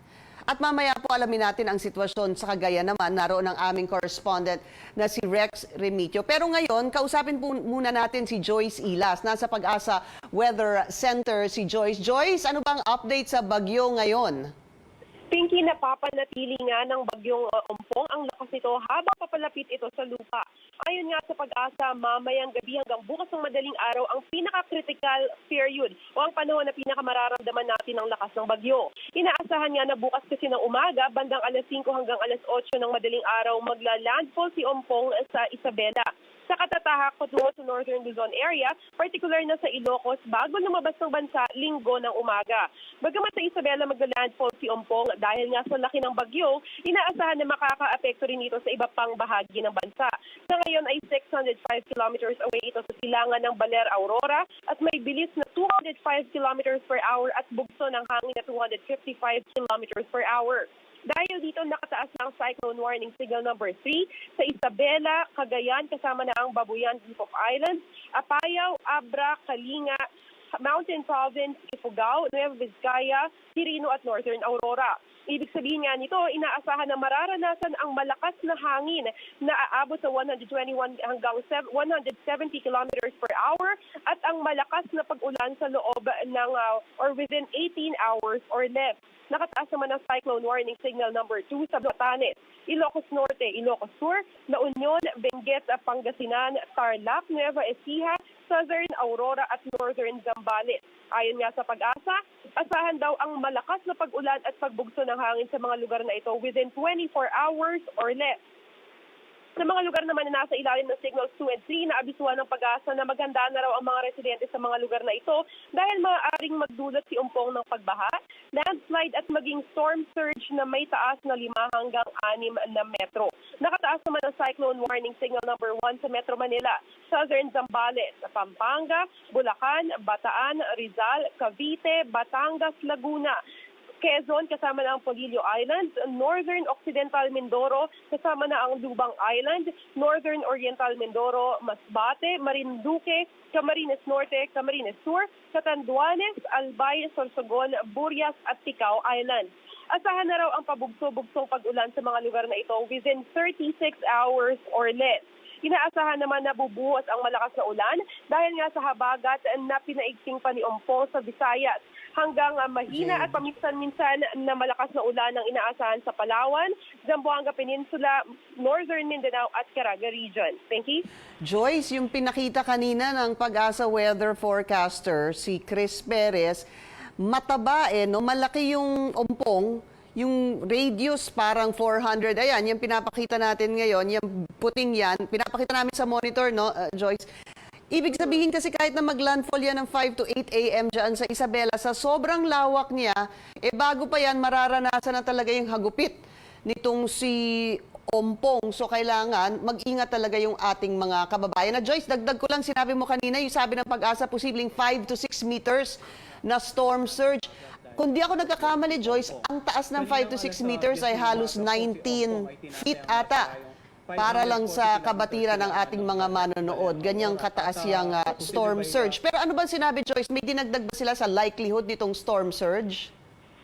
Ang sinasabi lang, Pinky, ay posibleng ang umabot sa hanggang 6 na metro ang storm surge, mga hanggang 2 palapag na sa building yan, no? Kaya inaabisuhan yung mga kababayan natin na ngayon pa lang ay wag nang pumalaot. Kasi nga inaasahan na bagamat bukas pa ng madaling araw o ng umaga, ang landfall ay mamayang gabi pa lang ay mararamdaman na natin yung malakas na pag-ulan hanggang buong, lalo na mamayang madaling araw gabi, mas delikado. Kasi nga malaki ang diameter ni Ompong, mahigit 900 kilometers ito. So kahit na Isabela siya magna-landfall, ang epekto nito mararamdaman sa malaking bahagi ng bansa, kabilang na yung Metro Manila, pati mga bahagi ng Visayas at bahagi ng Mindanao. Huwag daw tayo magpakasigurado na dahil wala tayong nararamdaman na pag-ulan ngayon, ay maging kampante na tayo. Ang ibig sabihin ng storm, ng cyclone warning signal number 3 ay within 18 hours mararamdaman natin yung hagupitan ng bagyo. Kapag storm warning signal number 2, within 24 hours. At kapag signal number 1 naman ay within 18 hours. So kahit na walang ulan ngayon, anytime ngayon, hanggang sa dun sa time limit na sinabi natin kanina, pwede nating maramdaman yung bagyo. Pinky. Kahit na maaraw, kailangan mag-ingat dahil pagka may storm signal warning, may paparating na ulan at hangin. Maraming salamat sa iyo, Joyce Ilas, nag-uulat. Kanselado ang ilang domestic at international flights ng Cebu Pacific at Philippine Airlines dahil sa banta ng bagyo. Naka-flash po sa inyong mga screen ang mga kanseladong biyahe.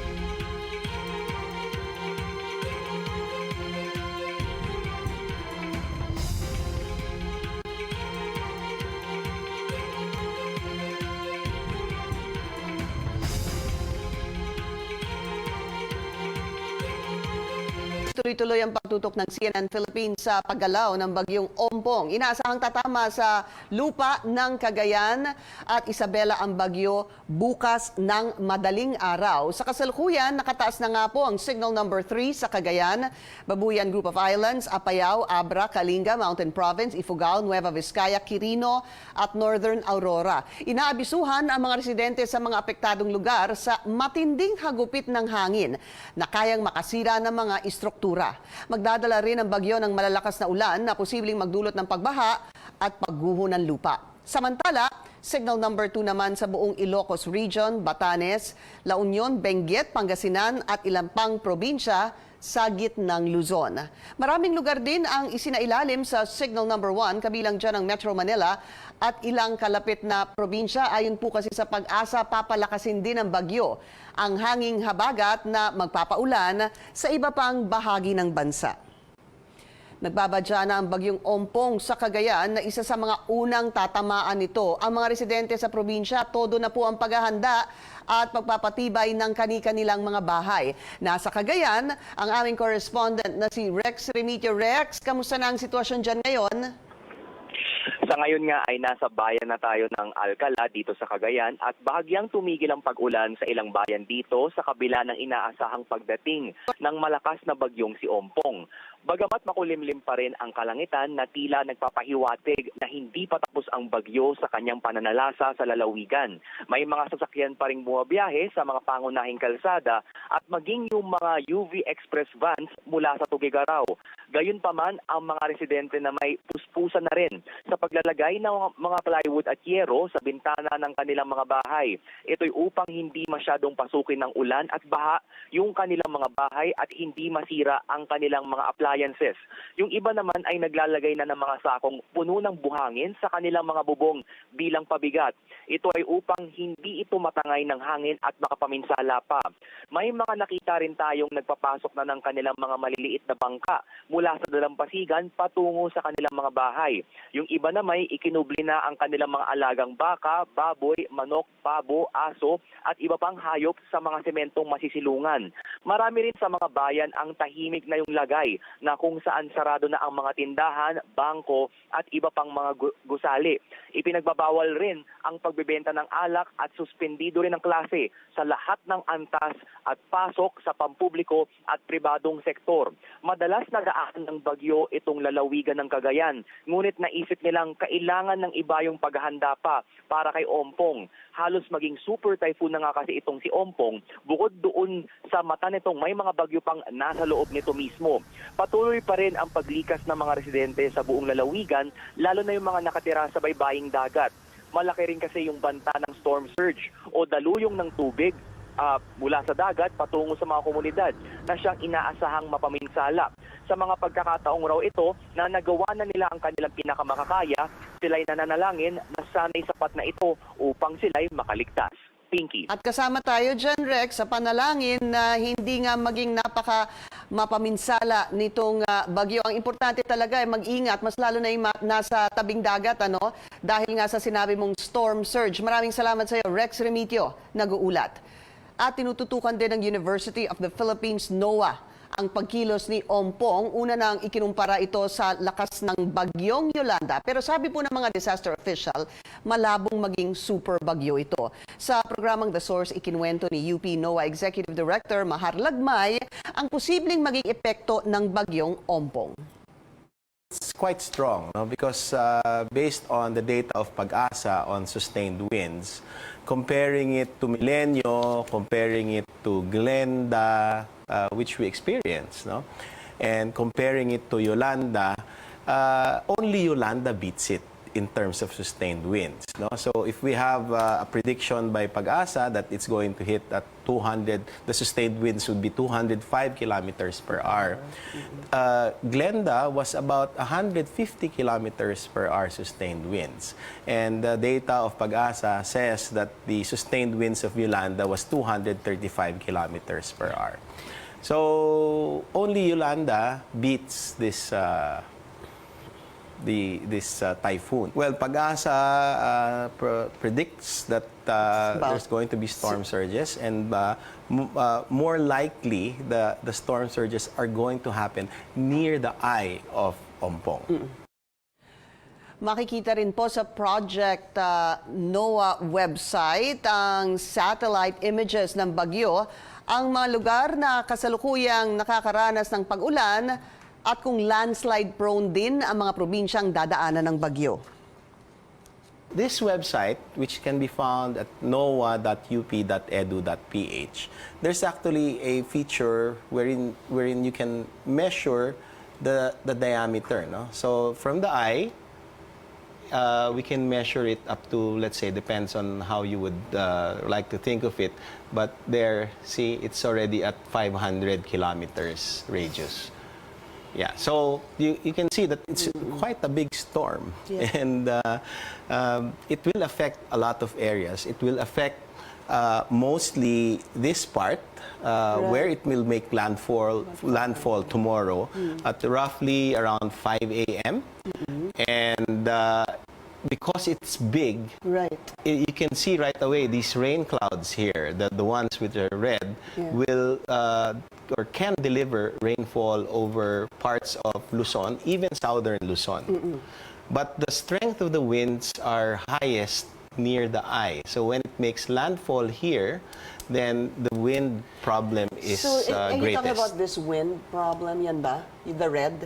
Yes, the nearer it is to the eye wall, the stronger the wind is. Muling mapapanood ang aking panayam kay UP NOAA Professor Mahar Lagmay mamayang alas 2 ng hapon at alas 7:30 ng gabi. Walang pasok sa maraming probinsya ngayong araw habang papalapit ang bagyong Ompong sa lupa. Makikita po sa inyong mga screen, yan po ang listahan ng mga lugar na nagsuspindi ng klase.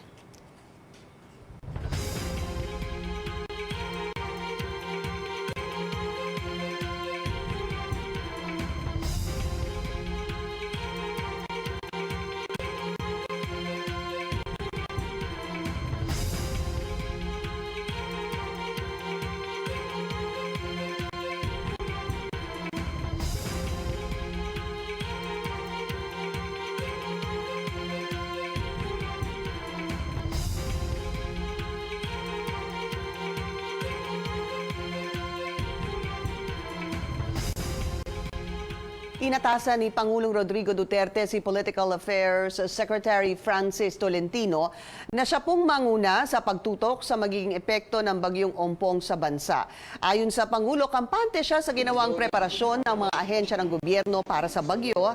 Nais ng Pangulo na magkaroon ang Disaster Management Council at lahat ng ahensya ng Central Radio Communication Line para masiguro na hindi mawawala ang komunikasyon kapag nag-landfall ang bagyong Ompong.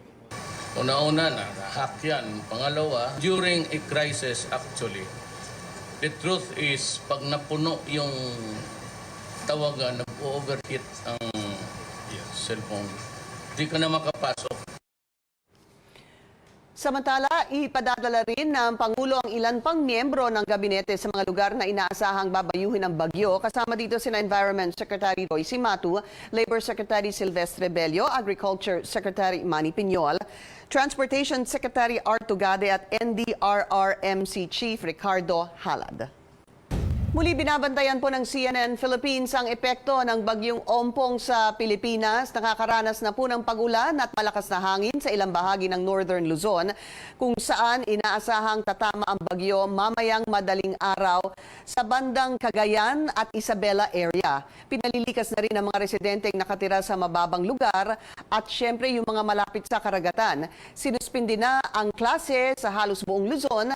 Kanselado na rin ang ilang flights at para po sa kumpletong listahan ng mga kanseladong flights at klase, bisitahin po ang aming website cnnphilippines.com. At antabayanan po bukas ang aming special coverage. Buong araw po yan hinggil sa epekto ng bagyong Ompong. At yan ang kabuuan ng balitaan ngayong Biyernes, September 14, 2018. Ako po si Pinky Webb. Manatiling nakatutok dito sa CNN Philippines para sa pinakabagong balita hinggil sa bagyong Ompong.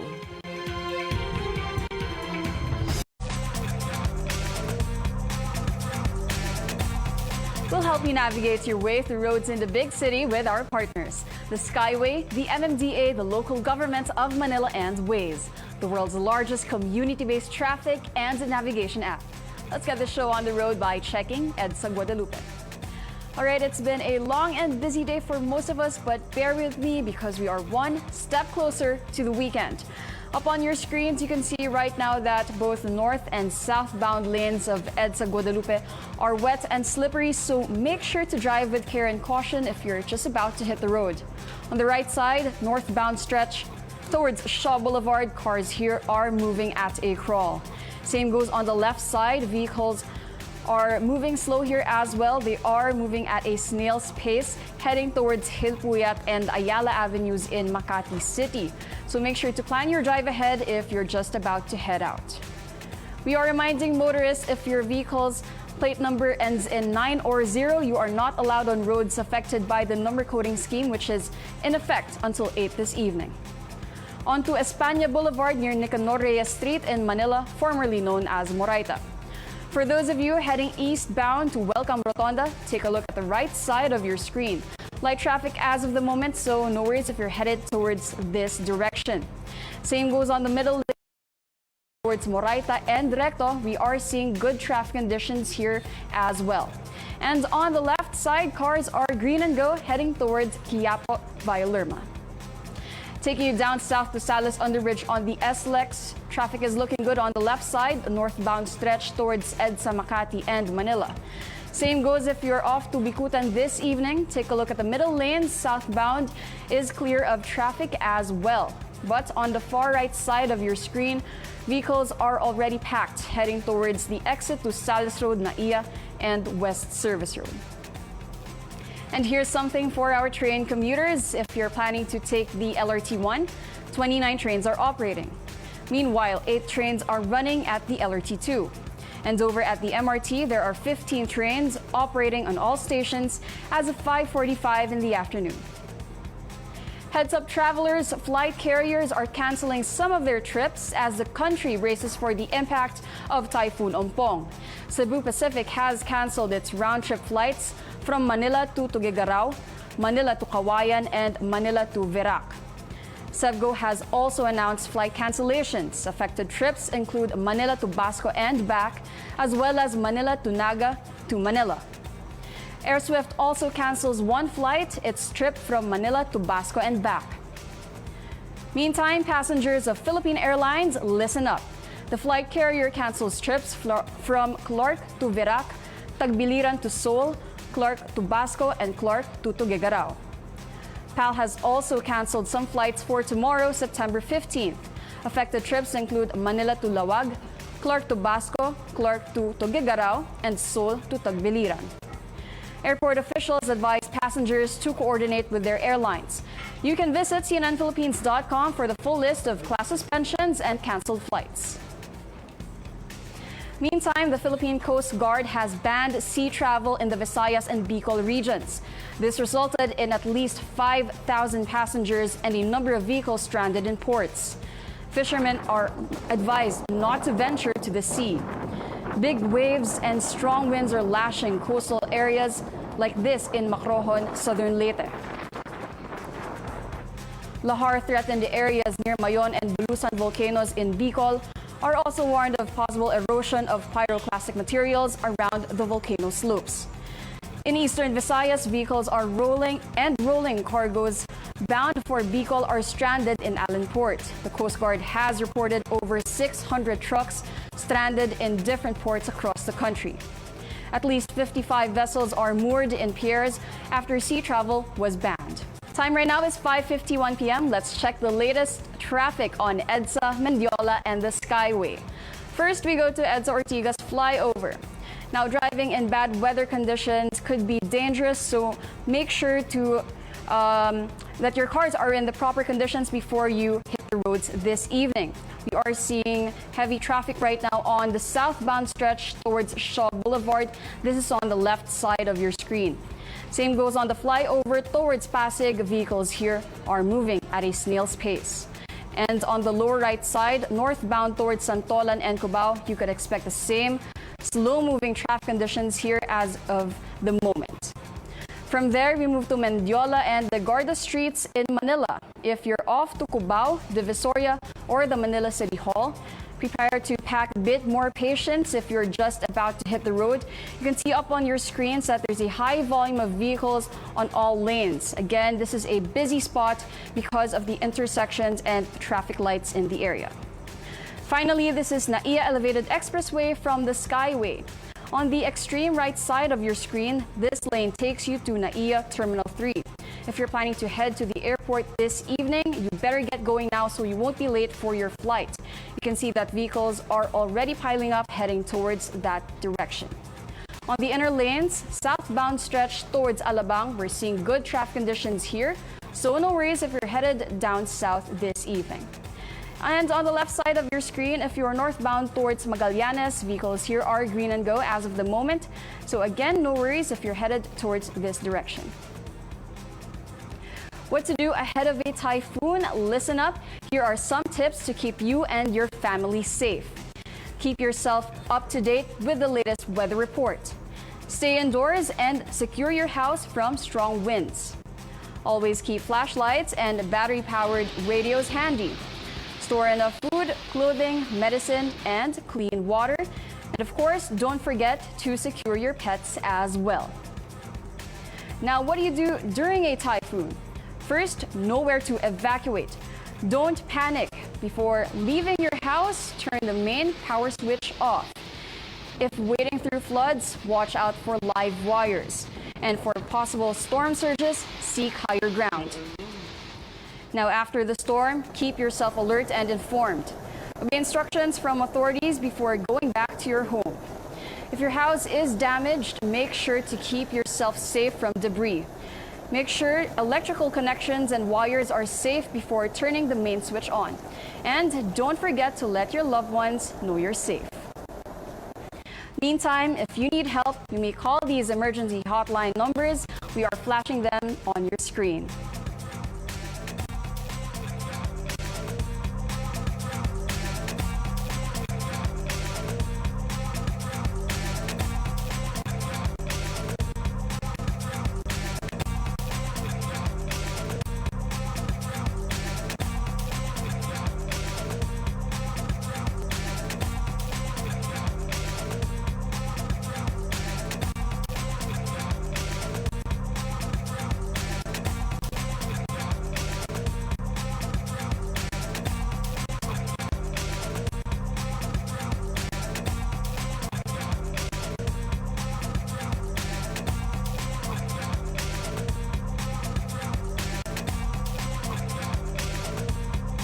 That's it for us today. Buckle up and keep your cool on the road. I'm Cheska Buencamino. Newsnight is next, so keep it here on CNN Philippines.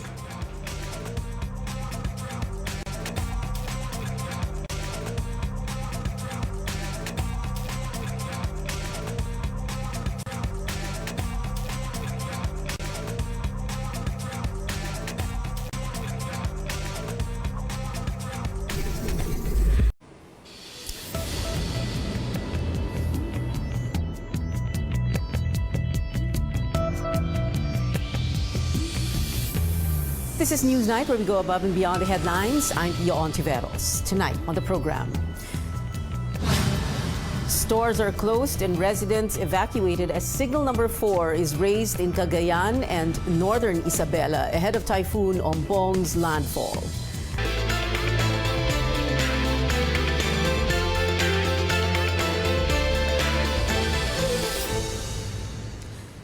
An estimated 4 million people are in the path of Typhoon Ompong. Experts warn this storm could turn into a super typhoon. Ompong is expected to hit land, possibly in Cagayan, in the overnight hours. The biggest worry, it comes with heavy rain, strong winds, and possible storm surges threatening coastal towns in the country's eastern seaboard. Preparations have been underway over the last couple of days. We have correspondents deployed in areas that could take a direct hit from Ompong. Our Rex Remigio is in Tuguegarao in Cagayan. David Santos is in Ilocos Norte. Our George Cahiles in Pampanga. And Trisha Terada here in Metro Manila at the Pag-asa headquarters in Quezon City. Now, hundreds of families have been evacuated in Tuguegarao, Cagayan ahead of Typhoon Ompong's landfall. Our Rex Remigio joins us from Tuguegarao. Rex, what is the situation there right now? Typhoon Ompong is now pounding the Cagayan province, including Tuguegarao City. And this is one of the most populous cities along the path of the typhoon. So far, we're having here heavy rains and strong winds ahead of the typhoon's arrival.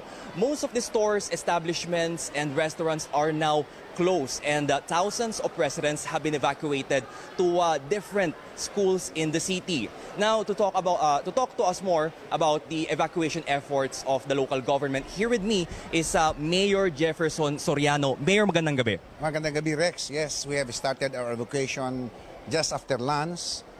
It's no longer preemptive. It's now forced evacuation. We have an ordinance that covers that.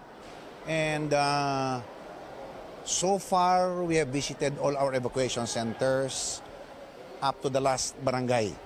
And we have 6 principal evacuation centers and a few satellite evacuation centers. May mga lugar po na ayaw kasing puntahan, ayaw umalis po yung mga tao natin kasi simbahan. So, pinabayaan na lang po namin sila, and we started our relief operations at about 5 o'clock this afternoon habang may araw. Nag-distribute na kami ng food to last them up to tomorrow, yung mga nasa evacuation center. So far, we have evacuated, as of 5 o'clock, mga almost 300 families. 300 families, and More will be coming, I think, tonight because everybody expects that we will be hit. The mainland Cagayan will be hit at about 2 a.m. Bagyang umakyat yung path ng bagyo from Peña Blanca and hitting Tuguegarao. It went up a little, it will go to Bagao and Gataran. I don't know if it will change at up to 2 o'clock again. It's changing every now and then yung path na, pero hindi po masyadong malayo yung diferensya po ng mga pupuntahan ng Typhoon Ompong. Mayor, anong plano natin doon sa mga nakatira sa gilid ng Cagayan River na madalas umapaw kapag bumabagyo? Sila ang inuna naming kinuha, especially yung mga nasa core shelters. Nagpadala kami ng mga sasakyan dyan and we keep on pounding on our barangay captains. Tinatawagan namin sila kung okay na yung mga tao, kung naka-evacuate na yung mga tao. So far, nag-umpisa sila kaninang after lunch. Sa pagbibisita po namin sa mga barangays, ngayon sa Eastern Barangays, tuloy-tuloy na dumadagsa yung mga evacuees natin sa mga evacuation centers. Gaano kahanda yung lungsod natin sa pagnanalasa ng bagyo, no? Yung damage na maaring aasahan natin? Yes, we are more prepared now than in Typhoon Lawin because we have lessons learned. Yung lessons learned namin sa Typhoon Lawin, kinorek na namin ngayong Typhoon Ompong. Gaya nung yung mga sa evacuation centers na problems namin noon, yung mga equipment namin sa disaster, medyo kinumpleto na namin yun. Yun yung mga, kaya mas sinasabi ko, mas nakahanda kami ngayon kaysa sa Typhoon Lawin. But our primordial consideration, yung pinaka namin dyan is zero casualty, syempre. So I was with Secretary Tugade with his officials in the DOTR. I saw them, they were going around also at the different evacuation centers. Siguro Mayor, ano na lang yung panawagan natin doon sa mga residente, lalo na yung mga hindi pa lumilikas? Yes, yung mga hindi po lumilikas pa at saka yung mga livestock po ninyo, please advise us pag nahirapan kayo para sa ganun hindi tayo abutan na masyadong gabi.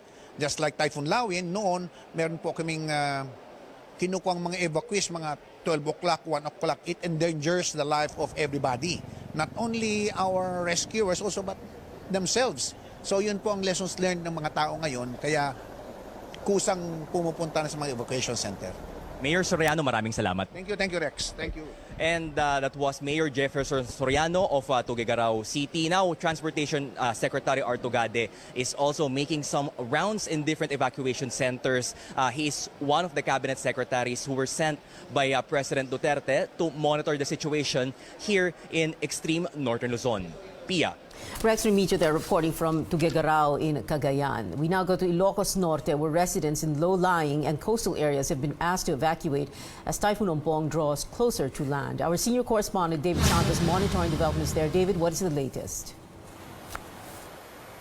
Well, Pia, I'm here in Pasukin, one of Ilocos Norte's coastal towns. The provincial government gave residents living in coastal communities until 3 this afternoon to move to safer grounds. Now, those who did not heed this warning, officials say you are on your own when Typhoon Ompong barrels into Ilocos Norte on Saturday, crossing over from the Cagayan-Isabela area. Ilang beses na yan nangyari sa amin na sa kasagsagan ng bagyo, matapos na balik-balikan sila para sagipin, biglang magpapasaklo sa pulis, hindi na pwede talagang lumabas ang mga SAR at bawal na.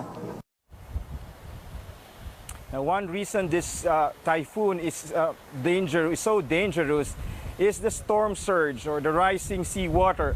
A critical lesson the government learned from the Typhoon Yolanda half a decade ago. The storm surge has one of the highest potential to kill the most number of people and cause the most destruction.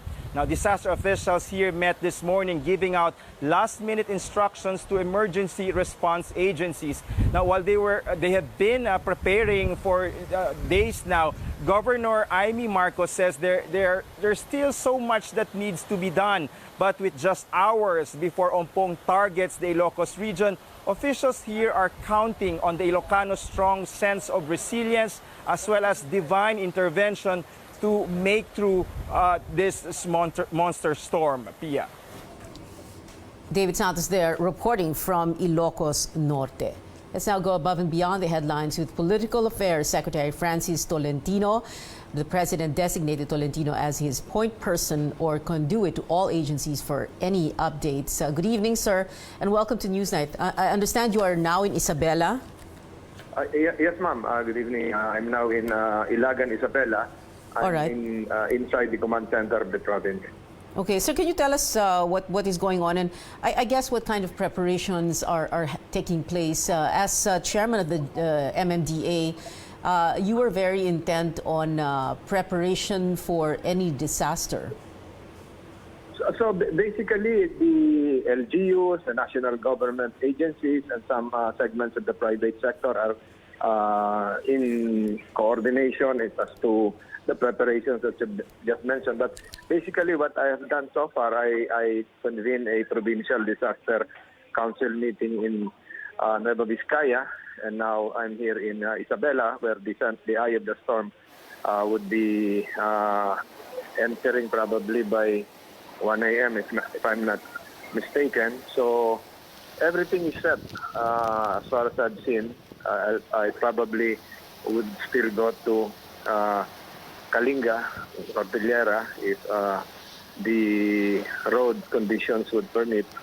So as far as I've seen, LGUs are ready, people are ready. We just have to wait this out and pray that no substantial damage would be affected. Yeah.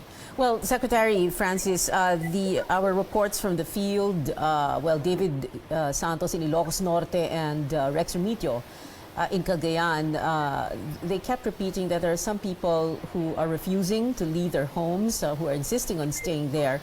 As a matter of fact, David's report was that Ilocos Norte officials were telling those who refuse to leave their homes that they're on their own if they do not proceed to evacuation centers. How important is it for people to be in a very safe area, like an evacuation center? They have to be there. They have to comply. They have to heed to the advice of the authorities, because the primordial concern is their safety. They have to really look at their own safety. Here in Cagayan, the number of persons inside evacuation centers now would number 8,785. That would be 2,000. Isabela, 8,785, and that would be 2,348 families. So probably those are isolated cases, but I'll notify the provincial commander concerned to alert the local authorities as to the possible forced evacuation. Secretary Francis, also the other concern usually kapag merong ganitong paparating na bagyo, yung mga relief goods and yung placement niya. Because, for example, again, learning from experience with what happened in Yolanda, there were relief goods available put in strategic places that were affected by or Yolanda.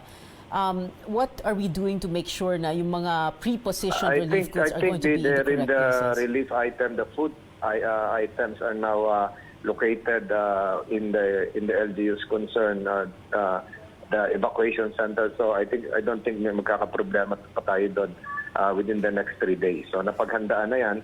The LGUs are prepared for this, and I think we have learned from our lessons, especially in this area. But Lawin just wrote havoc here a few months ago. So handang-handa na siguro dito. All right. Secretary Tolentino, would you like to say anything more, mga final words po, para that you can address people who are in the path of Ompong? If you're choppy, final words, probably I would like to ask the listeners, the viewers, to heed the advice of our authorities. Stay indoors for your safety. Lives are precious and more important than property. All right. Well, Secretary Francis Tolentino, thank you very much. We hope to speak to you again in the hours leading to landfall of Typhoon Ompong and after that. Salamat po, sir. Millions of people along the typhoon's path are bracing for destructive winds that could cause significant damage to property. Ompong, with gale force winds of more than 200 kilometers per hour, barreling towards northwestern Luzon. Weather forecasters say it will no longer pick up strength, but warn people not to be complacent since the winds are still going to be dangerous. Signal number 4 now up in Cagayan and northern Isabela. Areas under signal number 3 are the Babuyan group of islands, Ilocos Norte, Ilocos Sur, Apayao, Abra, Kalinga, Mountain Province, Benguet, Ifugao, Nueva Vizcaya, Quirino, Northern Aurora, Southern Isabela. Batanes, La Union, Pangasinan, Tarlac, Nueva Ecija, Southern Aurora, Northern Zambales, all placed under signal number 2. While signal number 1 is hoisted over Southern Zambales, Pampanga, Bulacan, Bataan, Rizal, Metro Manila, Cavite, Batangas, Laguna, Quezon, and the Polillo Islands. Ompong will make landfall in Cagayan, Isabela area tomorrow morning. Very early in the morning, it is enhancing the southwest monsoon, bringing moderate heavy rains over the Visayas, while scattered light to moderate to at least or at times heavy rains over Palawan, the Zamboanga Peninsula, northern Mindanao, and the Caraga region. When we return, we'll take you to Clark, Pampanga for a live update on the weather conditions there and preparations for Ompong. And with the typhoon expected to escalate prices of goods, what measures will economic managers undertake? This is Newsnight, where we go above and beyond the headlines.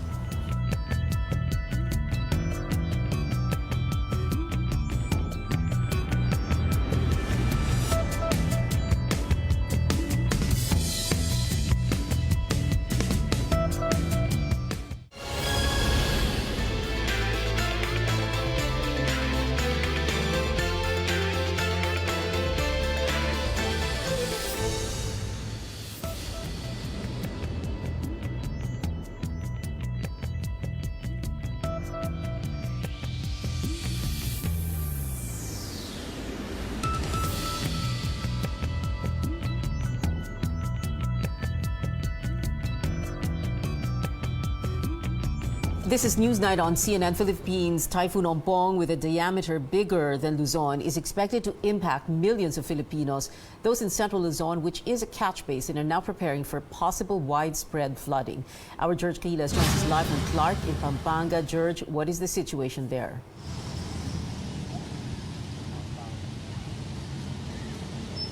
Well, Pia, we're experiencing light to moderate rains here, but it's business as usual for residents of Clark, Pampanga. While Typhoon Ompong will not directly hit central Luzon, authorities here are anticipating for possible floodings in the coming days. Now, we know that central Luzon is a catch basin. Water coming from mountainous areas of northern Luzon flow through this Pampanga River. And once this 270-kilometer Pampanga River overflows, at least 30 towns or municipalities here will be affected. Now, the situation will even get worse if Pantabangan and Angat dams will release water and Manila Bay will be on high tide all at the same time. That is why if that happens, the Office of the Civil Defense Region 3 Director Marlu Salazar says at least 50,000 families need to be evacuated.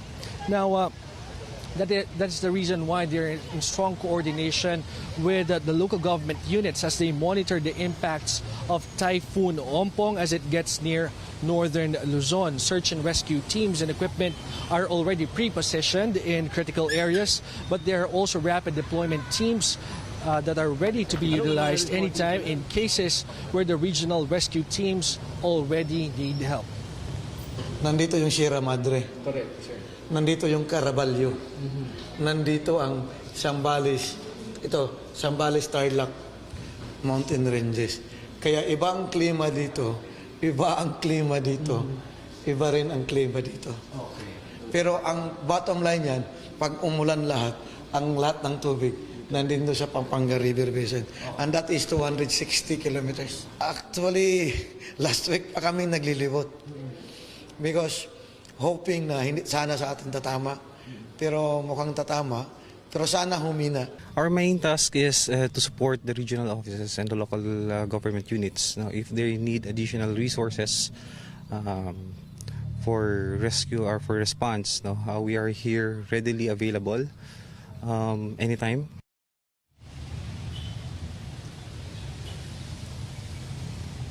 Well, Pia, we already received a report that around 300 individuals from 2 towns here in Pampanga, Macabebe and Masantol were already evacuated. That's part of the preemptive response of the local government unit as they brace for the impacts of Typhoon Ompong. Pia. George Cahilas there reporting from Clark in Pampanga. Now, the country's economic manager is bracing for the worst as Typhoon Ompong is expected to push up the prices of basic commodities. State economists discussed this in a closed-door meeting with Senator Loren Legarda, who leads hearings on the 2019 budget. Cecil Lardizabal tells us what they discussed. Fresh from his Hong Kong trip, Budget Secretary Ben Diokno shares how vegetable prices there have jacked up in anticipation of the typhoon. A situation, Diokno says, that could most likely happen here at home. Merong epekto talaga yung mga major calamities sa price ng vegetables. Siyempre, perishable yan, di ba? What is even more surprising, he says, is that prices of many agricultural products have almost doubled. Nagtataka kami yung chicken, no? Yung farm gate price niya is around 80 pesos. Pero magkano retail prices sa palengke? 165 ata or something. Almost double eh. So what's causing it? Kaya probably. So ang pinaplano namin is magkakaroon ng mga talagang siguro parang direct selling ng for chicken from farm gate diretso na saan. So para makat mo yung middleman. Diokno, Finance Secretary Sonny Dominguez, and Socio-Economic Planning Secretary Ernesto Pernia discussed inflation and current macroeconomics with Senator Loren Legarda and how these will play in next year's national budget. Legarda, who heads the Senate Finance Committee, sees adjustments in the National Expenditure Program, or NEP. So yes, there will be changes. Now, all of these causes of inflation, especially food inflation, will be addressed, and that's the reason why I have this briefing, and we will see whether the solutions to food inflation are being addressed in the current NEP. Diokno says the country is now experiencing what he calls a slightly elevated inflation. He's confident these levels will taper off by the fourth quarter by 2 to 4%. For one, the country is expecting 4.6 million sacks of imported rice and 1 million more coming in at the end of the month. Dominguez says there's no reason to panic and assures the country is not in a major crisis. We're not in a major crisis. It may be a serious problem for some people, but for the nation in general, it's not a major crisis. And besides, we have a lot of tools that are available to us. While prices are seen to stabilize soon, Legarda takes note of the importance of prepositioning goods simultaneous with a pag-asa warning and the prepositioning of health needs and hygiene kits during times like these. Cecil Lardizabal, CNN Philippines.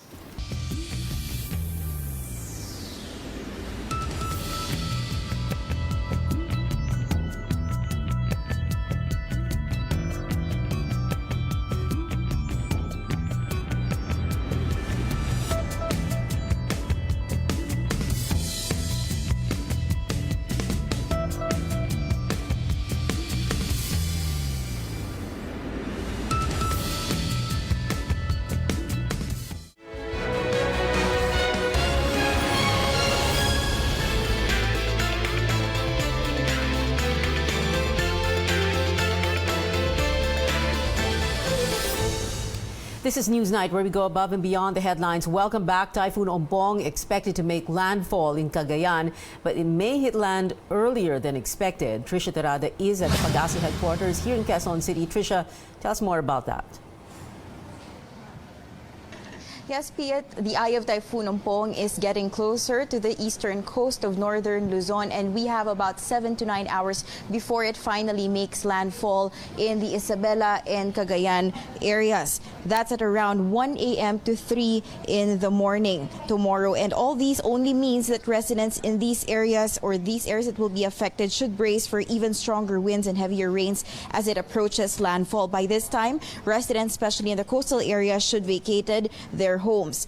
Just to give you an idea as to how strong signal number 4 could be, imagine driving along expressways with the speed limits of 80 to 100 kilometers per per hour. So that's a little over double of that is how signal number 4 looks like. So authorities say this could really be life-threatening. It's zero visibility for motorists. It could topple down trees, posts, houses made of light materials may be blown away. And aside from this, it could be quite hard to walk and even stand in these situations. Falling debris and flying steel sheets could also cause danger to anyone who will be out on the roads when the winds and rain start to hit. Now, the threat of storm surge is still there, estimated at 1 to 2 meters for Isabela coastal areas, Aurora area 3 to 6 meters rather for Cagayan area, and 2 to 3 meters for Ilocos area. Southwest monsoon or habagat meantime is expected to bring in gusty winds to occasional rains over Visayas, while light to moderate and at times heavy rains over Palawan, Zamboanga Peninsula, northern Mindanao, and Caraga. Residents in these areas, especially those near river channels and in low-lying areas, are advised to take precautionary measures. Metro Manila can also expect moderate to occasionally heavy rains starting tonight until tomorrow. For now, the Weather Bureau projects that Typhoon Ompong will be out of the Philippine area of responsibility by tomorrow evening or early Sunday morning. Pia? Trisha Tarada there reporting live from Pag-asa. The Weather Bureau gave an update about an hour ago on Typhoon Ompong. We're showing you that to you again next, just in case you missed it. That's it for now. I'll see you again at 7 for the second edition of Newsnight. I'm Pia Ontiveros.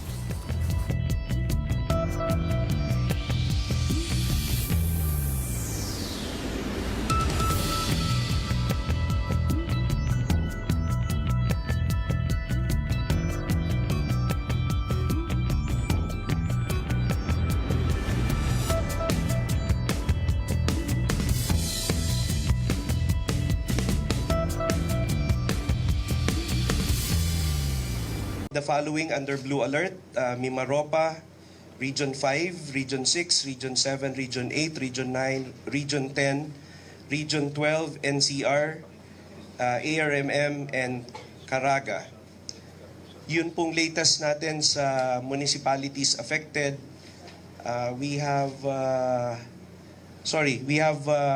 total of 3,510 families affected muna, with 15,328 persons in regions 1, 2, Calabarzon, and Car. So that's for preemptive evacuation. So again, that's a total of 3,510 families or 15,328 persons who are presently preemptively evacuated. For the suspension of classes as of today, out of 726 since Ompong entered PAR, we have 577 cities and municipalities today that suspended classes. And we have 5 international and 20 domestic flights canceled due to the bad weather. As to the updates on the strandees, we have 4,556 passengers, 611 rolling cargos, 55 vessels, and 61 motor bangkas stranded in Metro Manila, Western Visayas, Bicol, Eastern Visayas, Southern Visayas, and Southern Tagalog. So as of now, we have reports of possible casualties, but we have still to verify kung they are related to the current Typhoon Ompong. So that's the update so far, the latest update for Typhoon Ompong. Thank you very much. Sir, ilan po yung report na possible casualties? Meron tayong, pero these are still for verification. We have one for Bicol and another one from another area, but we still would like to verify if it's really related to the typhoon. Hindi pa, ma'am. Wala pa po. We still have to wait for the MDM cluster, the DILG-led MDM cluster to determine. Sir, yung affected population, 4.24 million? Or... Yes, 4.24 million. Buwang sir, kasi namin earlier press on 5.2 million. Yes, because ang reason po nito, medyo nababago po yung kanyang track, no? At depending on the model, we are calculating po. These are just estimates for us to plan better. So posible pa po pag bumababa, no? Pag bumababa o tumataas, this will change. The final figure, of course, will come when the typhoon hits. But again, we advocate really. We please help us pray and advocate for a zero casualty. I think at the level of the LGUs, even at the level of the LGUs, they have prepared as well. No? Lahat dun sa mga posibleng maapektuhan in regions 1, 2, 3, and CAR. Ginagawa naman nila lahat. We have been receiving reports. Our national standby team is still in Clark, ready to be deployed anytime to affected areas. Sir, nadagdagan yung mga nasa red alert status, nandun na yung Calabarzon? Yung sa red alert status natin, ma'am, hindi po, dati pa rin siya. Nadagdag lang yung 1, 2, yes, Calabarzon, nadagdag, sorry. Nadagdagan yung Calabarzon ang nadagdag na latest. From Cagayan to Calabarzon, sir? Apo, medyo malaki po kasi yung diameter ng bagyo. Sir, mga ilang percent pa yung kailangan ng preventive evacuation? Hindi pa po natin yun yung data na hindi natin, we don't have data on that. No? But we encourage po habang hindi pa po humahampas. We expect the typhoon to make landfall between 2 a.m. to 5 a.m. this tomorrow morning. So sabay-sabay po tayong magbantay. We will be on guard. Everybody's on board. Everybody from OCD and the RMC is here to be on hand. Not only for the landfall, but to make the necessary response when needed. Sir, since nadagdagan yung sa mga red alert status, ano po yung pwede nating gawin yung mga tao dito sa Metro Manila? Dito sa Metro Manila, we are also in touch with our regional office. No? And nakita naman po natin how Metro Manila is preparing also. It's a showcase of their equipment, it's a showcase of their teams.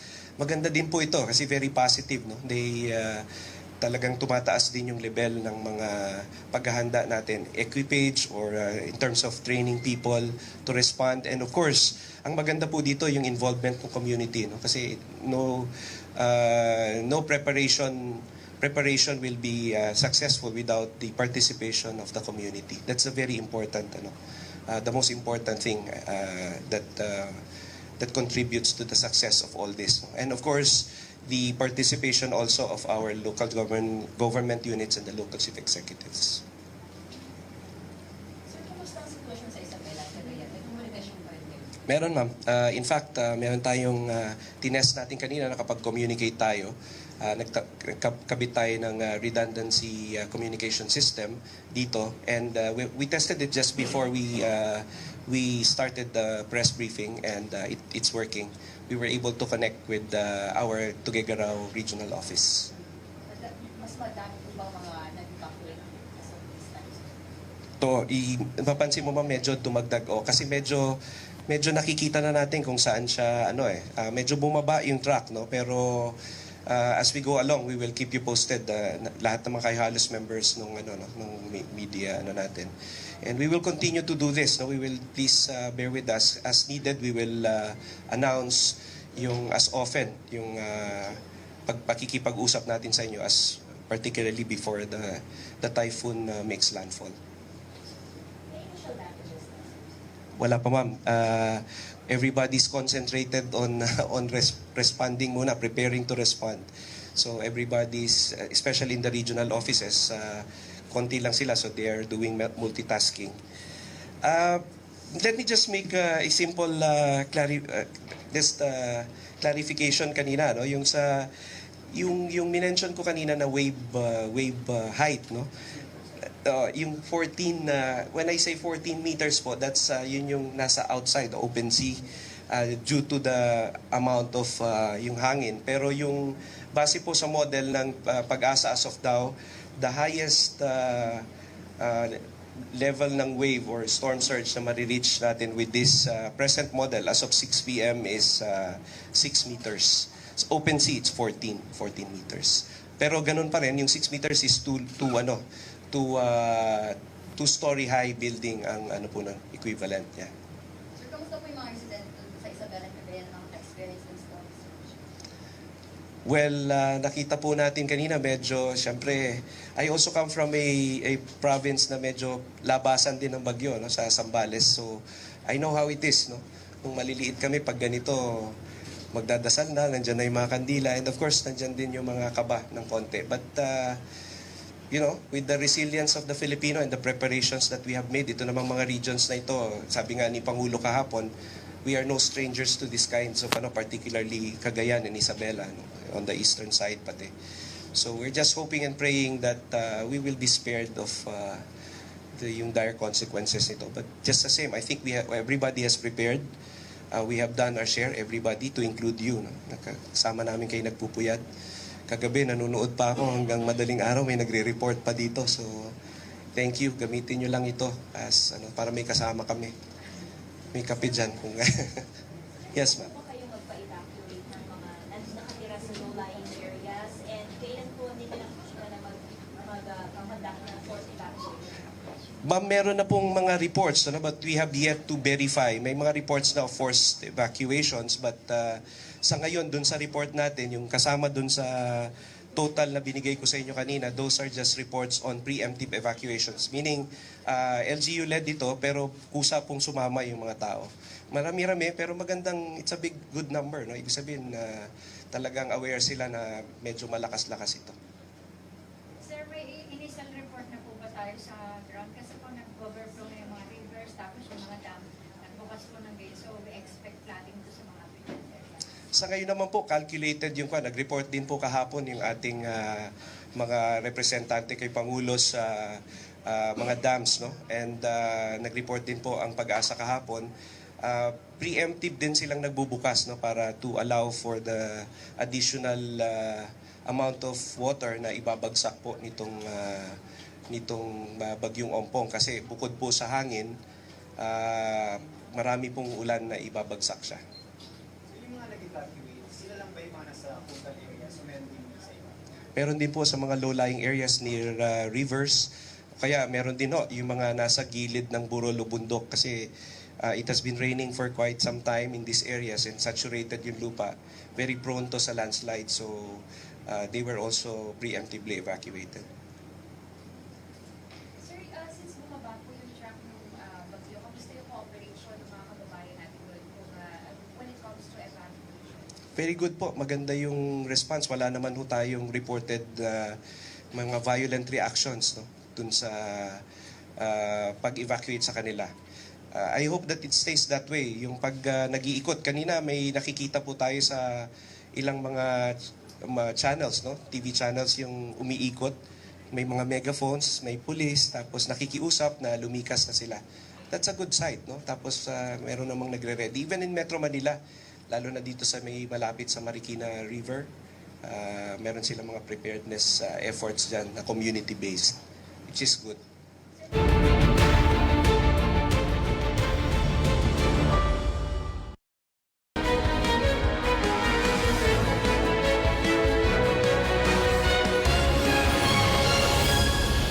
This is Newsnight, where we go above and beyond the headlines. I'm Pio Ontiveros. Our top stories: stores are closed and residents evacuated as signal number 4 is raised in Cagayan and northern Isabela ahead of Typhoon Ompong's landfall.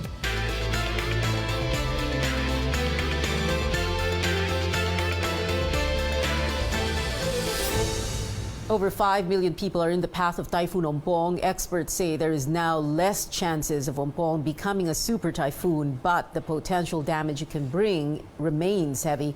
Ompong is projected to hit land, possibly in Cagayan, on early Saturday morning. The biggest worry: possible storm surges hitting coastal towns in the eastern seaboard. We have correspondents deployed in areas that could take a direct hit from Ompong. Our Rex Remigio in Tuguegarao, David Santos in Ilocos Norte, our George Quiles in Pampanga, and Trisha Terada at the Pag-asa headquarters in Quezon City here in Metro Manila. Cagayan Province, in the path of the powerful storm. In Tuguegarao City, people hunkering down ahead of Ompong's landfall. Our Rex Remigio has the very latest. Rex, what is the situation there right now?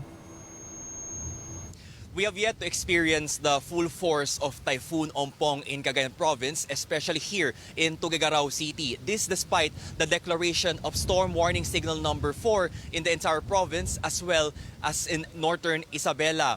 And as you can see, right behind me, life now here in the city is at a standstill. Most stores, establishments, and shops are now closed, and store owners made sure their establishments are well protected by boarding up these with plywood or corrugated tin sheets. This is to protect their properties from strong winds and potential heavy floods. Banks have also sealed their automated teller machines or ATMs with plywood and packing tape. Almost all hotels are now fully booked as early as Thursday ahead of the typhoon's arrival. Most of these will be vacant either by Sunday or Monday after the typhoon. Tuguegarao Mayor Jefferson Soriano says a forced evacuation policy is now in place. They are prioritizing those who are living beside the Cagayan River. And according to Mayor Soriano, they're aiming to have no casualties this time as they have learned from their lessons from Typhoon Lawin. Pia. Rex, how many residents have been evacuated so far in Tuguegarao? According to the local government, about 300 to 400 families have been evacuated so far in 5 schools here. And they're advising those residents who are still, especially at the riverbanks, to evacuate as soon as possible. Pia. Rex Remigio there reporting live. Everything is set in Isabela, which Ompong is expected to hit directly. CNN Philippines spoke to Political Affairs Secretary Francis Tolentino, who is in the province. He's making the rounds. He's giving us updates on preparations there, and he has some advice for the public. As far as I've seen, LGUs are ready, people are ready. We just have to wait this out and pray that no substantial damage would be affected. The food items are now located in the LGUs concerned, the evacuation center. So I don't think may magkakaproblema pa tayo doon within the next 3 days. So napaghandaan na yan. I would like to ask the listeners, the viewers, to heed the advice of our authorities. Stay indoors for your safety. Lives are precious and more important than property. Millions of people along the typhoon's path bracing for destructive winds that could cause significant damage to property. Ompong, with gale force winds of more than 200 kilometers per hour barreling towards northwestern Luzon.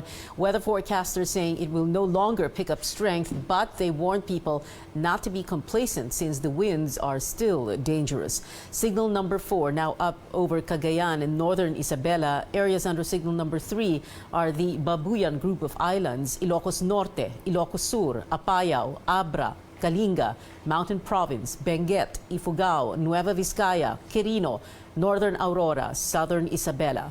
Batanes, La Union, Pangasinan, Tarlac, Nueva Ecija, Southern Aurora, Northern Zambales are all placed under signal number 2. While signal number 1 hoisted over Southern Zambales, Pampanga, Bulacan, Bataan, Rizal, Metro Manila, Cavite, Batangas, Laguna, Quezon, and Polillo Island. Ompong will make landfall in the Cagayan, Isabela area tomorrow morning, very early in the morning.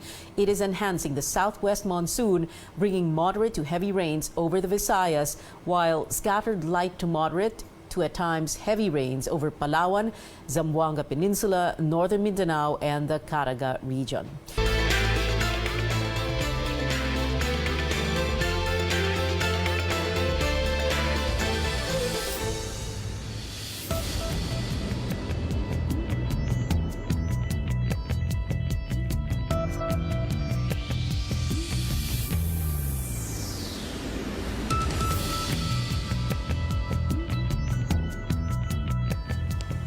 This is Newsnight on CNN Philippines. Typhoon Ompong, with a diameter bigger than Luzon, is expected to impact millions of Filipinos.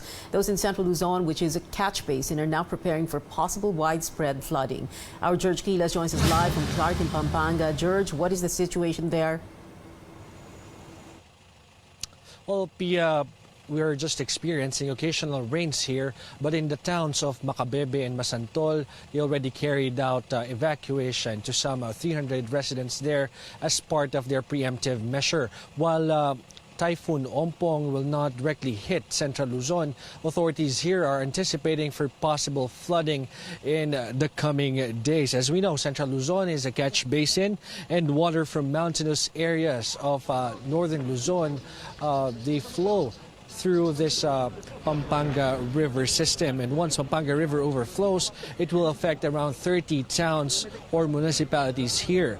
This will even get worse if Angat and Pantabangan dams will release water and Manila Bay will be on high tide all at the same time. If this happens, PIA Office of Civil Defense Region 3 Director Marlo Salazar says at least 50,000 families need to be evacuated. And that's why they are in strong coordination with local government units as they monitor the impacts of Typhoon Ompong as it gets near northern Luzon. Search and rescue teams and equipment are already pre-positioned in critical areas. But there are also rapid deployment teams specializing in water and urban search and rescue. They're now on standby here in Clark, ready to be utilized whenever those rescue teams in other areas of Luzon may need help. Pia. George Quiles, the report from Clark in Pampanga. Economic managers bracing for the worst as the typhoon may further push retail prices up. They discussed scenarios in a closed-door meeting with Senator Loren Legarda, who heads hearings into the 2019 budget. Cecil Lardizabal tells us what they talked about. Fresh from his Hong Kong trip, Budget Secretary Ben Diokno shares how vegetable prices there have jacked up in anticipation of the typhoon. A situation, Diokno says, that could most likely happen here at home. Merong epekto talaga yung mga major calamities sa price ng vegetables. Siyempre, perishable yan, di ba? What is even more surprising, he says, is that prices of many agricultural products have almost doubled. Nagtataka kami, yung chicken, no? Yung farm gate price niya is around 80 pesos. Pero magkano retail prices sa 165 bata or something. Almost double eh. So what's causing it? Kaya probably. So ang pinaplano namin is magkakaroon ng mga talagang siguro parang direct selling ng for chicken from farm gate diretso na saan. So para makat mo yung middleman. Diokno, Finance Secretary Sonny Dominguez, and Socio-Economic Planning Secretary Ernesto Pernia discussed inflation and current macroeconomics with Senator Loren Legarda and how these will play in next year's national budget. Legarda, who heads the Senate Finance Committee, sees adjustments in the National Expenditure Program, or NEP.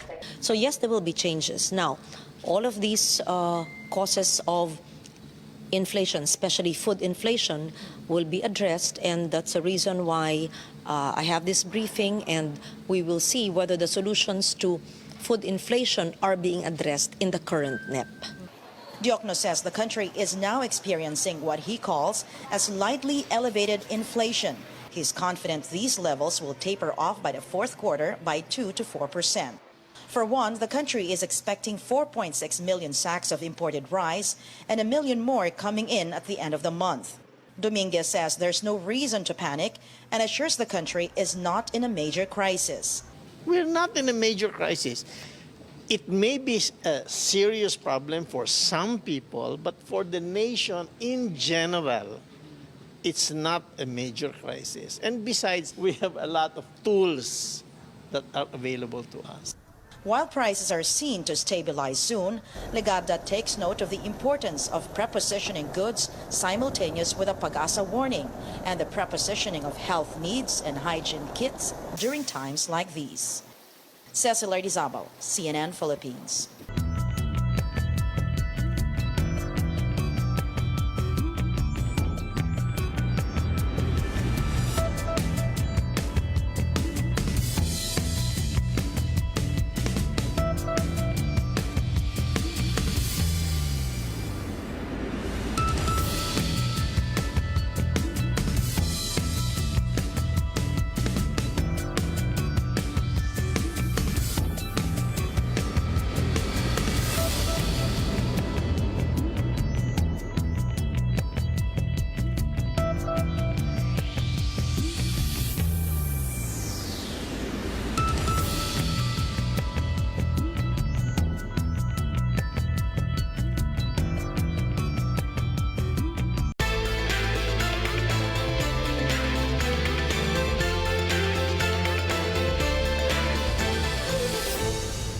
Welcome back. All eyes on Typhoon Ompong as more than 5 million people are in its path. Ompong is projected to hit land in the Isabela, Cagayan area early morning of Saturday.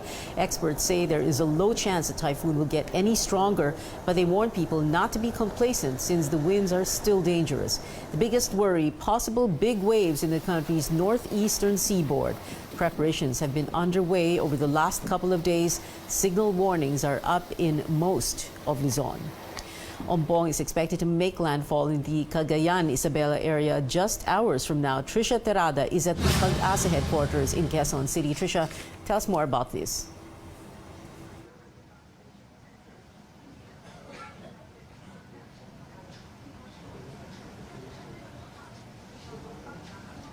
Pia, the eye of Typhoon Ompong is moving closer to the eastern coast of northern Luzon. We have about 6 to 8 hours before it finally makes landfall somewhere between Isabela and Cagayan. That's at around 1 a.m. to 3 early tomorrow morning. All this means is that people in affected areas should brace for even stronger winds and heavier rains as Ompong approaches landfall. By this time, residents, especially in the coastal areas, should have left their homes. Just to give you an idea of how strong signal number 4 can be, imagine driving along an expressway at a speed limit of 80 to 100 kilometers per hour. A little over double of that is how signal number 4 looks and feels like. So authorities say this could really be life-threatening. It's zero visibility for motorists, and Ompong could uproot trees and topple electric posts. Houses made of light materials and the roofs of sturdier homes may be blown away. It would be hard to walk or even stay standing under these conditions, and falling debris and flying steel sheets could cause serious danger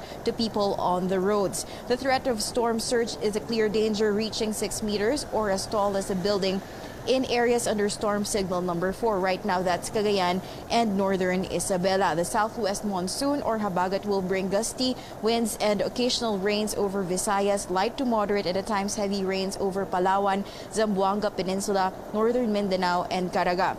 Residents in these areas, especially those near river channels and in low-lying areas, are advised to take precautionary measures. Metro Manila will also have moderate to occasionally heavy rains starting tonight until tomorrow. For now, the Weather Bureau projects that Typhoon Ompong will leave Bar by tomorrow evening or Sunday morning. Pia? Trisha Terada there reporting from Pag-asa. Mangkut, Typhoon Ompong's international name, is bearing down on Southeast Asia with the equivalent strength of a Category 5 hurricane. CNN shares some statistics that show how powerful the typhoon is. At its peak on Wednesday, it became the strongest storm of this year, 2018, with wind speeds of 285 kilometers per hour.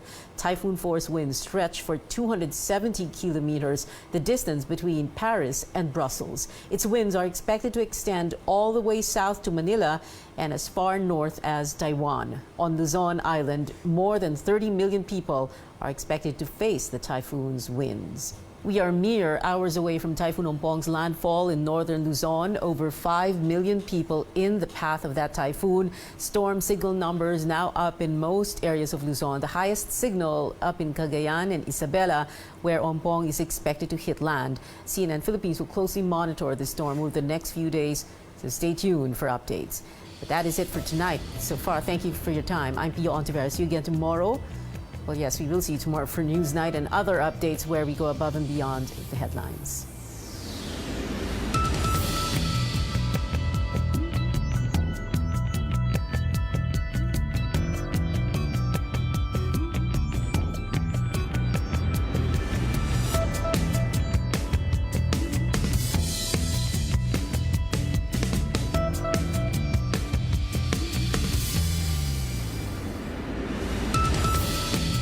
Kanyang diametro na umabot hanggang sa 900 kilometer diameter. Napakalaki pa rin ho nito at posible po buong northern and central Luzon kasama ang ilang bahagi ng southern Luzon, apektado pa rin ng bagyong si Ompong. As of 7 p.m. tonight, huling namataan ang mata nitong si Ompong sa layong 260 kilometers. Silangan huyan ng Kasiguran, Aurora. Pabalikan po natin itong image na ito. 260 kilometers ho, silangan ng Kasiguran. Aurora, taglay pa rin ito ang lakas ng hangin umaabot sa 205 kilometers per hour near the eye. At ang pagbugso po niya ay 255 kilometers per hour pa rin. 205 kilometers per hour near the eye. At ang pagbugso po niya ay 255 kilometers per hour pa rin. So napanatili niya ang lakas habang lumalapit po ito sa landmass. At base sa forecast na ipinalabas ng Pag-asa, ito po yung ating latest track as of 8 p.m. today.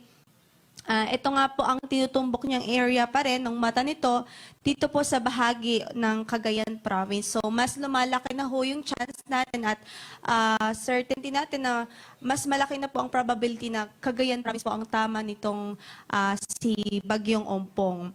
At inaasahan pa rin natin na kung hindi magbago ang direksyon nito at bilis ng takbo, by Saturday evening ay nasa labas na po ito ng ating area of responsibility. Ang movement po niya ngayon, hilagang kanluran sa bilis na 30 kilometers per hour. So napanatili niyo po yung kanyang bilis, yung bilis ng takbo niya. Inaasahan po natin, dahil nga na-maintain niya yung kanyang takbo, inaasahan po natin ngayong madaling araw, between 1 to 3 a.m., ang landfall ng mata nitong si Bagyong Ompong dito nga po sa Cagayan Province. Dahil dito nagdagdag na ho tayo ng mga lalawigan na nakataas ang Tropical Cyclone Warning Signal number 4. Nakataas na ngayon ang Signal number 4 sa Cagayan, Northern Isabela, at dito na rin sa Apayao at Abra. So part ho ito ng Cordillera Administrative Region. At patuloy natin pinag-iingat at pinaghahanda ang ating mga kababayan doon. Again, 171 to 220 km per hour na lakas ng hangin na maaari po nilang ma-experience in the next 12 hours. At katulad nga ho ng nabanggit namin kanina during press conference, yung ganitong klaseng hangin maaari po itong magpatumba ng sasakyan, mag-uproot ng mga punong kahoy, magpatumba ng mga poste, kaya hindi na po talaga, hopefully by this time ay nasa safe na lugar na po ang ating mga kababayan, especially ho doon sa mga areas na ito sa Northern Luzon. At Tropical Cyclone Warning Signal number 3 naman ang nakataas dito sa Batanes, Babuyan, Grove Islands, Ilocos Norte, Ilocos Sur, La Union, Kalinga, Mount Province, Benguet, Ifugao, Nueva Vizcaya, Quirino, Northern Aurora at Southern Isabela. Inuulit po natin, Tropical Cyclone Warning Signal number 3 ang nakataas po sa mga lalawigan na ito with expected 121 to 170 kilometers per hour na lakas ho ng hangin. Sa La Union naman ay signal number 2 tayo, kasama niya ang lalawigan ng Pangasinan, Tarlac, Northern Quezon including Polillo Island, Nueva Ecija, Southern Aurora, Zambales, Pampanga at Bulacan. So kailangan din po natin i-note na yung Batanes, so idinagdag po natin sa Tropical Cyclone Warning Signal number 3. Kaninang alas 5 ay number 2 lamang ho sila. So ngayon, yung ating signal, mga areas na nakataas ng signal number 2, na-expect natin dyan ng 61 to 120 km per hour na lakas ng hangin, still very destructive at malakas ho yan, kahit na signal number 2 lang ho. At yung ating Tropical Cyclone Warning Signal number 1, nakataas naman sa Bataan, Rizal, Northern Quezon, Northern Occidental Mindoro, including Lubang Island. At dito sa Metro Manila, nananatiling signal number 1 tayo, Cavite, Batangas, Laguna, rest of Quezon.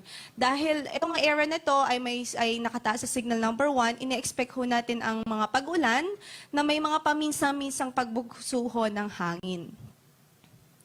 Kasama po sa signal number 1 ang Northern Oriental Mindoro, Camarines Sur, Catanduanes, Albay, Sorsogon, Masbate, Marinduque, Camarines Norte, Burias, and Ticao Island. So ilang bahagi ng Southern Luzon, including yung buong Bicol region, ay signal number 1 ho as of this time.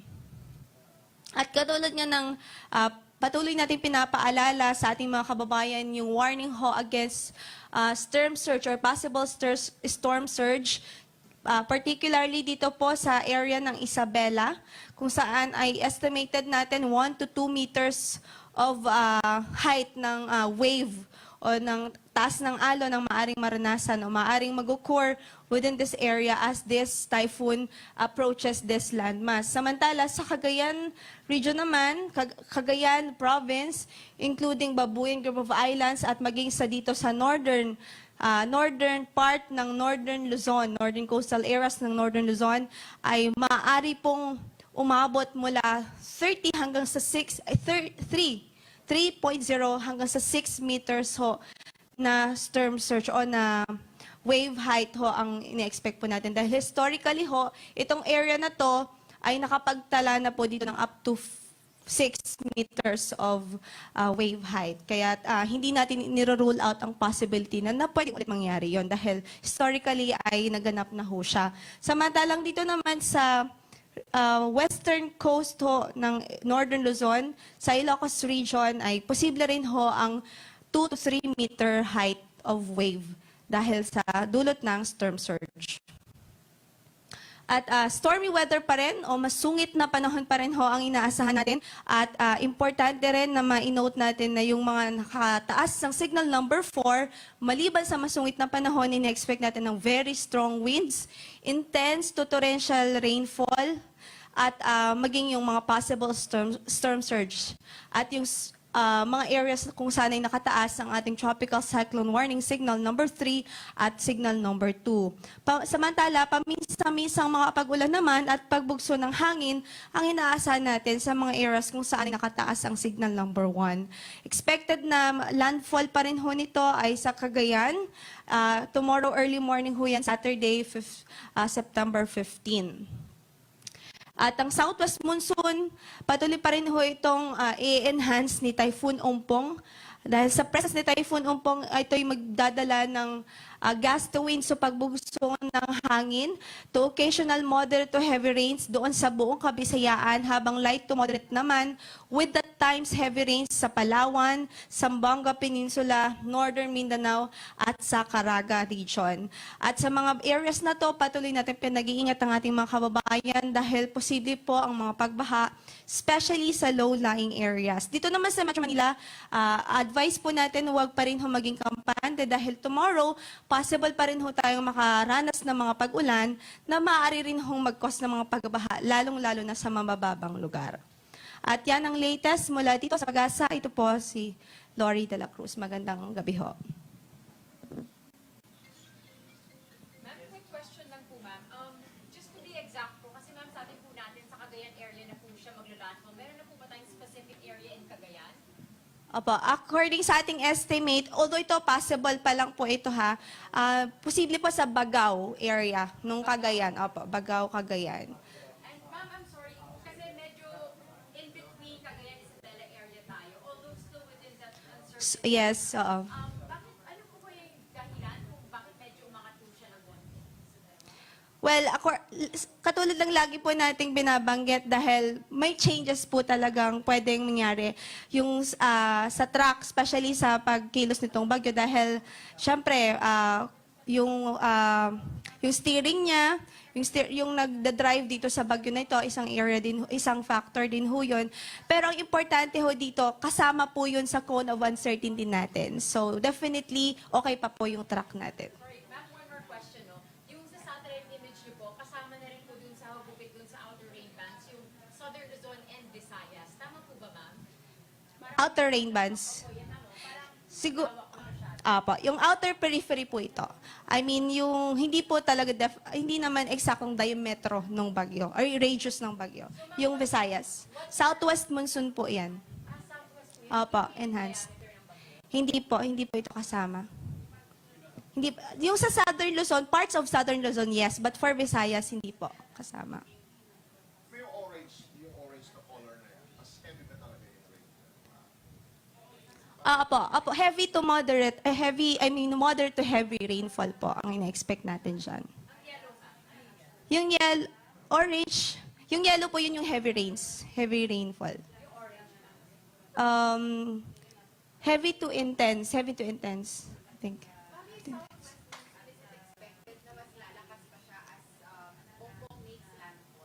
Opo, dito po particularly sa Visayas. Kung mapapansin natin, dito po sa nag-approach itong si Typhoon Ompong dito sa area ng Northern Luzon. Yung dito po sa Southern Luzon, particularly sa Metro Manila, hindi ganon kalakas yung mga pag-ulan na dala ng Southwest Monsoon. Pero dito sa mas mababang bahagi ng Southern Luzon, including Visayas and some parts ng Mindanao, Zamboanga Peninsula, medyo ang in-expect natin ay moderate to occasionally heavy rains. Tomorrow evening, ha? What can we expect? Mas lalakas ba siya or hihina na siya pagka-alis? Yung bagyo, ho? Okay. Kasi ngayon, nasa 205 km per hour. So, malakas po yun, di ba? And then, in-expect natin nasa northern, kumbaga, itong tip na to, ng part ng Cagayan. So, hindi ganun kalakas yung impact. Although, merong possibility na humina ito dahil syempre yung friction ho at pagtama niya sa landmass. Pero mag-e-exit pa rin to yun ng ating par as typhoon at malakas pa rin ho. Sorry ma'am, one more question po. Para nakita po namin pagdating ng Sunday, medyo maaliwalas na rin po yung parts ng Luzon. Tama po ba ma'am? So Saturday lang talaga yung bukso na po. Sunday ho, ang medyo maaliwas na nakikita natin yung eastern section ng Northern Luzon, but not the western section of Northern Luzon. Kasi hagip pa rin siya ng probably outer periphery ng bagyo at yung southwest monsoon na enhance pa rin ho nitong bagyo. So by then ma'am, hindi pa rin pwede maging panic kapag pa-exit? Definitely po. Hindi pa rin ho. At kahit na nasa labas na ito ng PAR, magbibigay pa rin tayo ng tropical cyclone advisory.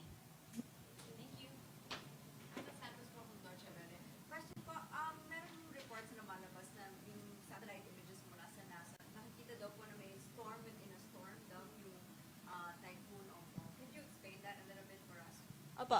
Sa ngayon kasi, pansin po natin, medyo malaki na ho yung, malaki na yung area, yung circumference ng eye. So, kapag ang bagyo kasi malakas, or typhoon category upper limit, definitely clear yung sa mismong sentro. Kaya 'di ba kung mapapansin natin, kapag tinamaan ng isang area ng bagyo na ganito kalakas, after experiencing yung devastating winds na sa eye wall, ay makakaranas sila ng approximately 1 to 1.5 hour na kalmado. Makikita sila magandang panahon. Pero after those duration, ay may experience ulit nila yung devastating winds again na sa kabilang parte ho ng bagyo. So, ibig sabihin, doon po sa mismong sentro, ay kalmado ho doon. Pero sa eye wall, yun po siguro yung possible na sinasabi nila, yung eye wall po. Kasi yun talaga dyan ay violent winds talaga ang makikita po dyan.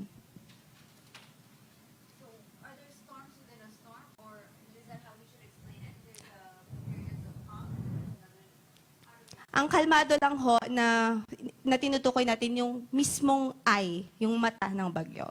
Yun yung mag-explain kung bakit pagdaan nga ng bagyo, after, halimbawa, dito po sa area na to, dumaan po itong part na to, and then after that, for 1.5 hour, depende sa kung ilang kilometers yung circumference nitong mata, yun yung time na makaka-experience sila ng na panandali ang magandang panahon. Kasi kalmado nga ho dyan.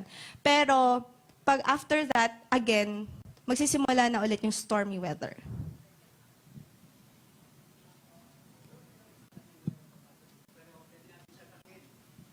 Miss Lori, kanina kasi, 6 p.m. nagkaroon ng ipo-ipo sa Marikina. So ano kaya yung nakikita nating reason?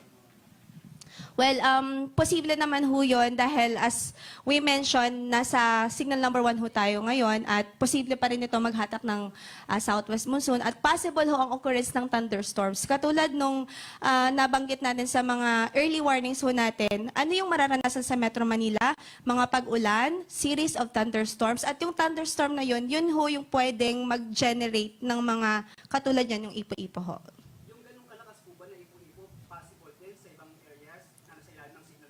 Opo, possible po. Opo. Pero siguro po sa signal number 3 and 4, hindi, opo, may possibility pa rin.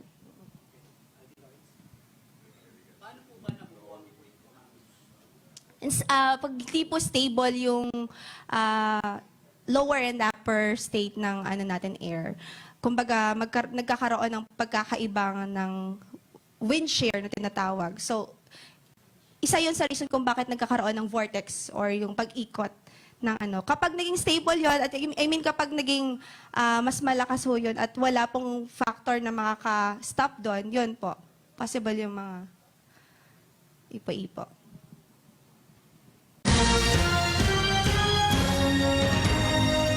Welcome back. This is CNN Philippines breaking news on Typhoon Ompong. I'm Ruth Cabal. Just moments ago, Pag-asa held a press conference reporting that Typhoon Ompong, as of 7 p.m., the eye of the storm is 260 kilometers over Casiguran, Aurora, and it has maintained its strength and its speed and is expected to make a landfall tomorrow between 1 to 3 in the morning in Cagayan province. It continues to have maximum winds of up to 205 kilometers per hour and gustiness of 255 kilometers per hour. More areas have been placed under storm signal number 4. That's Cagayan, Northern Isabela, Apayao, and Abra.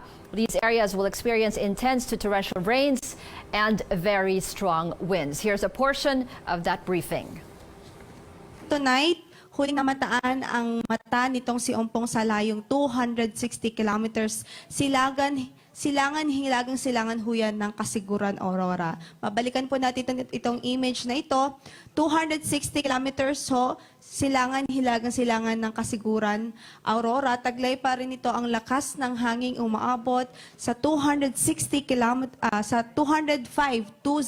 kilometers per hour near the eye. At ang pagbugso po niya ay 255 kilometers per hour pa rin. So napanatili niya ang lakas habang lumalapit po ito sa landmass. At base sa forecast na ipinalabas ng Pag-asa, ito po yung ating latest track as of 8 p.m. today. Ito nga po ang tinutumbok niyang area pa rin ng mata nito dito po sa bahagi ng Cagayan province. So mas lumalaki na ho yung chance natin at certainty natin na mas malaki na po ang probability na Cagayan province po ang tama nitong si Bagyong Ompong. At inaasahan pa rin natin na kung hindi magbago ang direksyon nito at bilis ng takbo, by Saturday evening ay nasa labas na po ito ng ating area of responsibility. Ang movement po niya ngayon, hilagang kanluran sa bilis na 30 kilometers per hour. So napanatili niyo po yung kanyang bilis, yung bilis ng takbo niya. Inaasahan po natin, dahil nga na-maintain niya yung kanyang takbo, inaasahan po natin ngayong madaling araw, between 1 to 3 a.m., ang landfall ng mata nitong si Bagyong Ompong dito nga po sa Cagayan province. Dahil dito nagdagdag na ho tayo ng mga lalawigan na nakataas ang Tropical Cyclone Warning Signal number 4. Nakataas na ngayon ang signal number 4 sa Cagayan, Northern Isabela, at dito na rin sa Apayao at Abra. So part ho ito ng Cordillera Administrative Region. At patuloy natin pinag-iingat at pinaghahanda ang ating mga kababayan doon. Again, 171 to 220 km per hour na lakas ng hangin na maaari po nilang ma-experience in the next 12 hours. At katulad nga ho ng nabanggit namin kanina during press conference, yung ganitong klaseng hangin maaari po itong magpatumba ng sasakyan, mag-uproot ng mga punong kahoy, magpatumba ng mga poste, kaya hindi na po talaga, hopefully by this time, ay nasa safe na lugar na po ang ating mga kababayan, especially ho doon sa mga areas na ito sa Northern Luzon.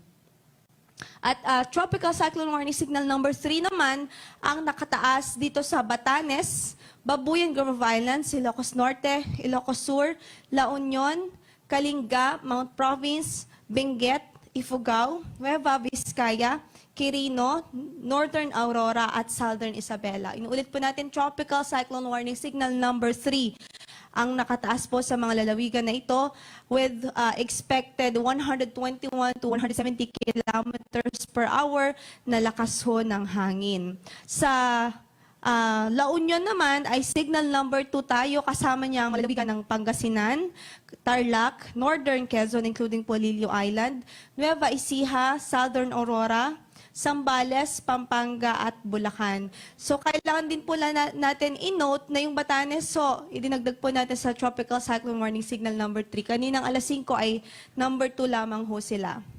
So ngayon, yung ating signal, mga areas na nakataas ng signal number 2, na-expect natin dyan ng 61 to 120 km per hour na lakas ng hangin, still very destructive at malakas ho yan, kahit na signal number 2 lang ho. At yung ating tropical cyclone warning signal number 1, nakataas naman sa Bataan, Rizal, Northern Quezon, Northern Occidental Mindoro, including Lubang Island. At dito sa Metro Manila, nananatiling signal number 1 tayo. Cavite, Batangas, Laguna, rest of Quezon. Dahil itong area na ito ay nakataas sa signal number 1, ine-expect ho natin ang mga pag-ulan na may mga paminsan-minsang pagbugsuho ng hangin. Kasama po sa signal number 1 ang Northern Oriental Mindoro, Camarines Sur, Catanduanes, Albay, Sorsogon, Masbate, Marinduque, Camarines Norte, Burias, and Ticao Island. So ilang bahagi ng Southern Luzon, including yung buong Bicol region, ay signal number 1 ho as of this time.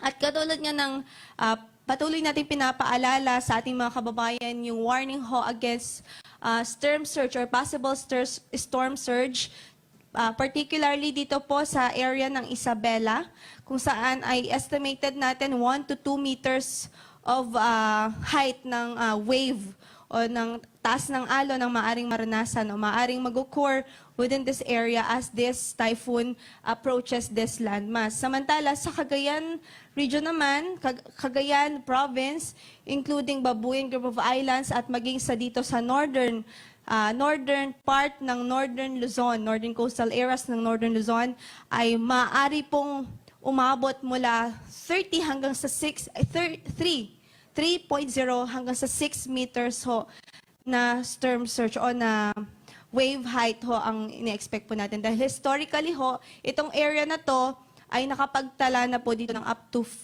6 meters of wave height. Kaya hindi natin niro-rule out ang possibility na pwede ulit mangyari yon dahil historically ay naganap na ho siya. Samantalang dito naman sa western coast ho ng Northern Luzon, sa Ilocos region ay posible rin ho ang 2 to 3 meter height of wave dahil sa dulot ng storm surge.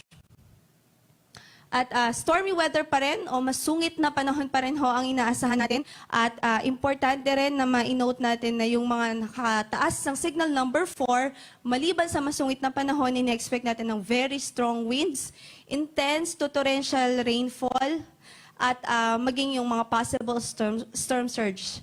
At yung mga areas kung saan ay nakataas ang ating tropical cyclone warning signal number 3 at signal number 2.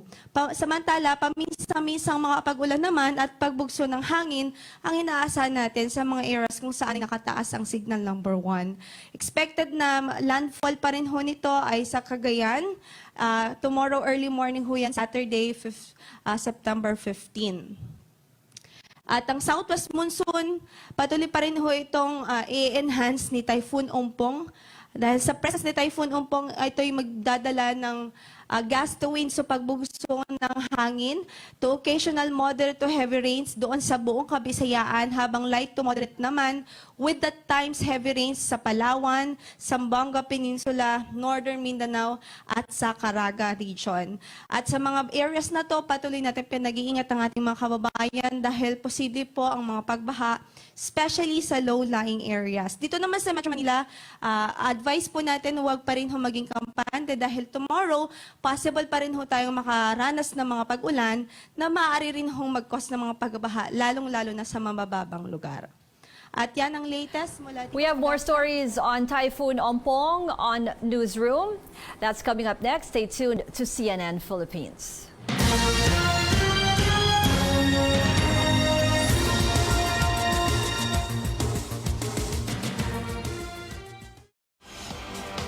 This is the newsroom on CNN Philippines. Tonight, Typhoon Ompong's outer edges are now hammering several provinces in a few hours before the typhoon's early morning landfall.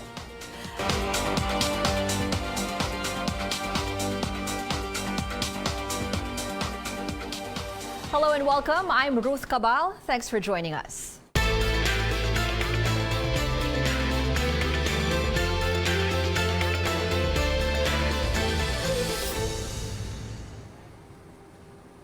It's just a matter of hours now before Typhoon Ompong is expected to make landfall in northern Luzon. Millions of people in the storm's path are already hunkered down in their homes or in evacuation centers. The biggest worry is heavy rains, strong winds, and possible storm surges in coastal towns. Storm signal number 4 are now up in Cagayan. You're seeing live pictures from there. Also in northern Isabela, Apayao, and Abra. Landfall is expected in Cagayan between 1 and 3 a.m. Saturday.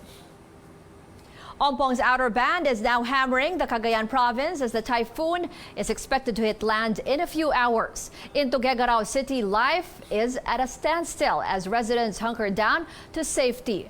Rex Remitio is reporting live from Tuguegarao. Rex, can you tell us what it's like there tonight? The wind is getting stronger, it's howling like a beast, the rains are also getting heavier. This is how Typhoon Ompong is making its presence felt here in Tuguegarao City as it draws towards its landfall this midnight. So far, we have yet to see any significant damage on infrastructure and properties here in the city, but life is at a standstill as most stores, establishments, and shops are closed as early as 7 in the evening. But we have also seen some defiant motorists traveling around with their tricycles, motorcycles, and cars. Also, shop owners secured the windows of their establishments by boarding these up with plywood. This is to ensure they will withstand the dangerous winds and possible heavy flooding. Now, mobile signal is also getting weaker, but power is still up in the entire city as of the moment. Mayor Jefferson Soriano says about 400 families have been evacuated. Most of them are coming from low-lying areas and living beside the Cagayan River. They say they have learned their lesson from Typhoon Lawin and they're now aiming for zero casualty. Ruth. Yes, Rex, can you just tell us now more on the supplies, the possible supplies for the evacuees and other preparations that they're doing right now? According to Mayor Soriano, all of the relief goods have been prepositioned at the People's Gym, and this is enough to cover at least for a few days aftermath the typhoon. But he is also advising residents to stack up their food that will last for many days after the typhoon hit Luzon. Ruth. Rex, because in some areas they have expressed worries over the possible supply of rice or other relief goods. Did they say anything about that? Well, according to Mayor Soriano, all of the relief goods, especially rice and essential goods like canned goods, diapers, milk, are enough for the residents who have evacuated in 5 schools here in Tuguegarao City. But of course, they will also ask for help, according to him, if the supply runs low. Ruth. Rex Remitio there reporting from Cagayan. In Ilocos Norte, local officials gave warnings to residents who refuse to evacuate before Typhoon Ompong makes a landfall. Our senior correspondent David Santos joins us from Lawag City. David, Ilocos is under signal number 3 right now. Can you tell us the situation where you're at?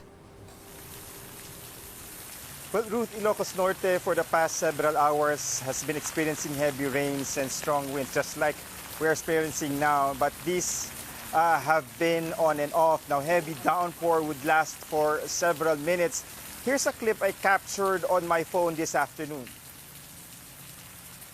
Sir, sa ngayon, sir, wala kaming tubig ngayon. Nga inumin, sir. Yun lang po. At saka yung mga gamit namin sa pagkain, sir, nakulang, sir. That was supposed to be a video clip of the heavy downpour that we witnessed early on this afternoon. But anyway, one moment that heavy rains and forceful winds, then the next minute everything is calm and peaceful again, just like what we're experiencing now. Now this has been going on since past noon today, an indication that Ompong's far-reaching outer bands are hitting a huge part of Luzon, reaching even here in Ilocos region as we speak. Now, most of the women, the elderly, the children, those with physical disabilities, they are now staying in temporary shelters. while food and water are rationed. Some of the residents we spoke to are saying they can only wish things would get better.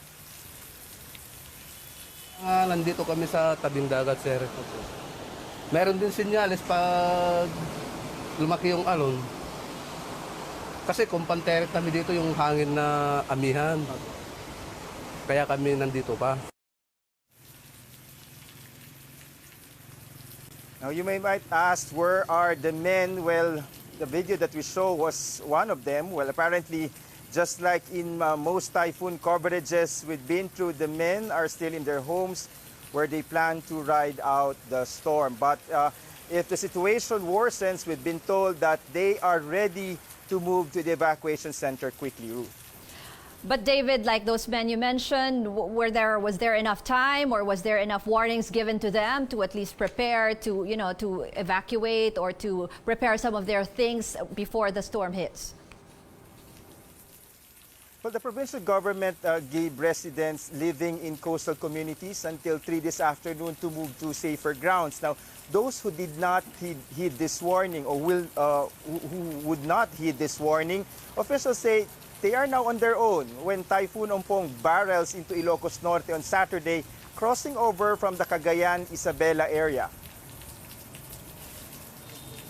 Ilang beses na yan nangyari sa amin na sa kasagsagan ng bagyo, matapos na balik-balikan sila para sagipin, biglang magpapasaklo sa pulis, hindi na pwede talagang lumabas ang mga SAR at bawal na.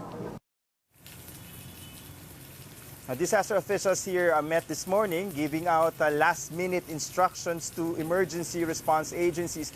Now, while they have been making preparations for the past several days, Governor Amy Marcos says there's still so much that needs to be done. But with just hours before Ompong targets the Ilocos region, officials here are counting on the Ilocanos' strong sense of resilience, also divine intervention to make it through this monster storm. Ruth.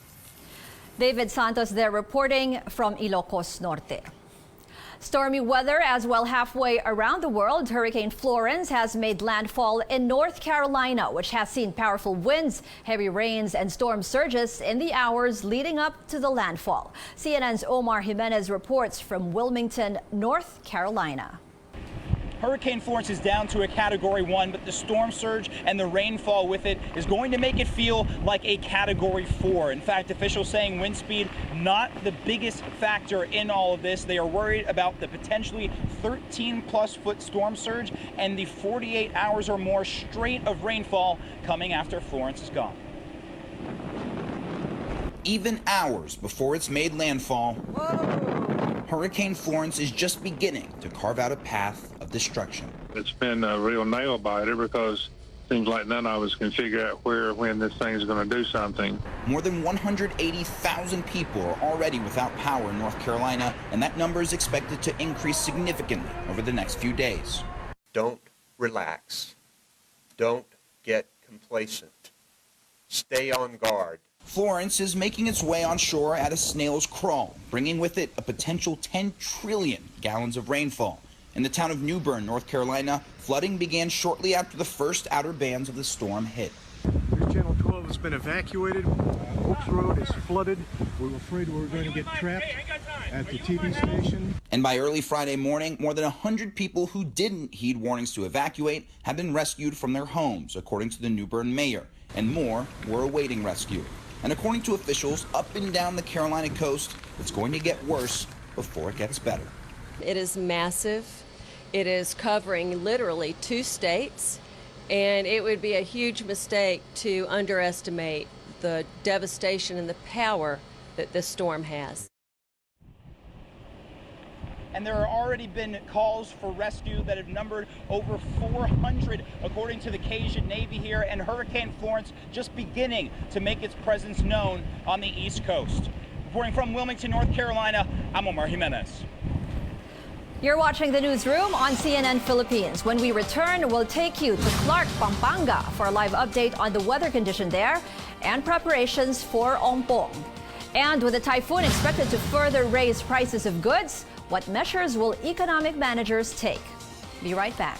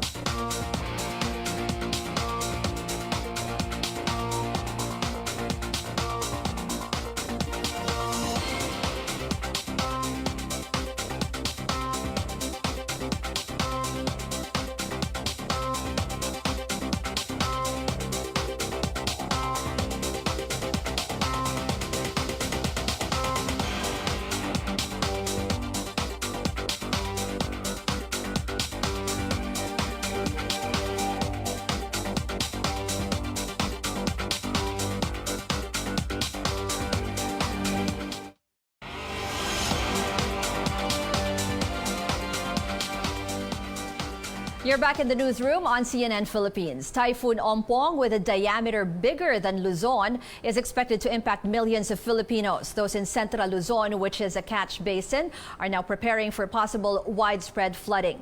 Our George Cahiles joins us live from Clark, Pampanga.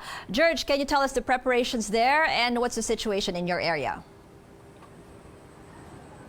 Well, Ruth, it's business as usual here in Clark, Pampanga. It's a Friday, and those employees who came from work are already rushing to get home early because of the anticipated rains and winds brought about by Typhoon Ompong. Now, we experienced occasional rains here throughout the day, but in the towns of Macabebe and Masantol, they already evacuated some 300 individuals there as part of their preemptive response. Now, Typhoon Ompong will not directly hit Central Luzon, but authorities say, or they are anticipating, for possible flooding in the coming days. And we know that Central Luzon is a catch basin, and waters coming from mountainous areas of northern Luzon flow through Pampanga River. And once Pampanga River overflows, some 30 towns or municipalities will be affected.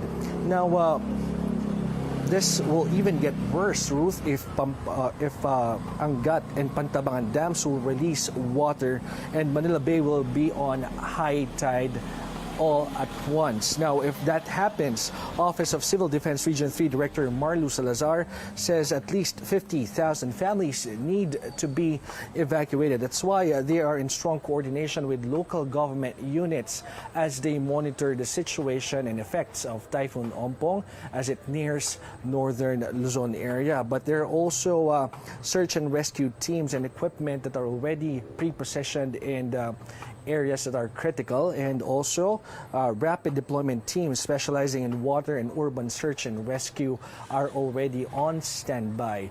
And just in case that some of those rescue teams in regional and provincial level needs help, they're already there, ready to help them anytime they need. Ruth.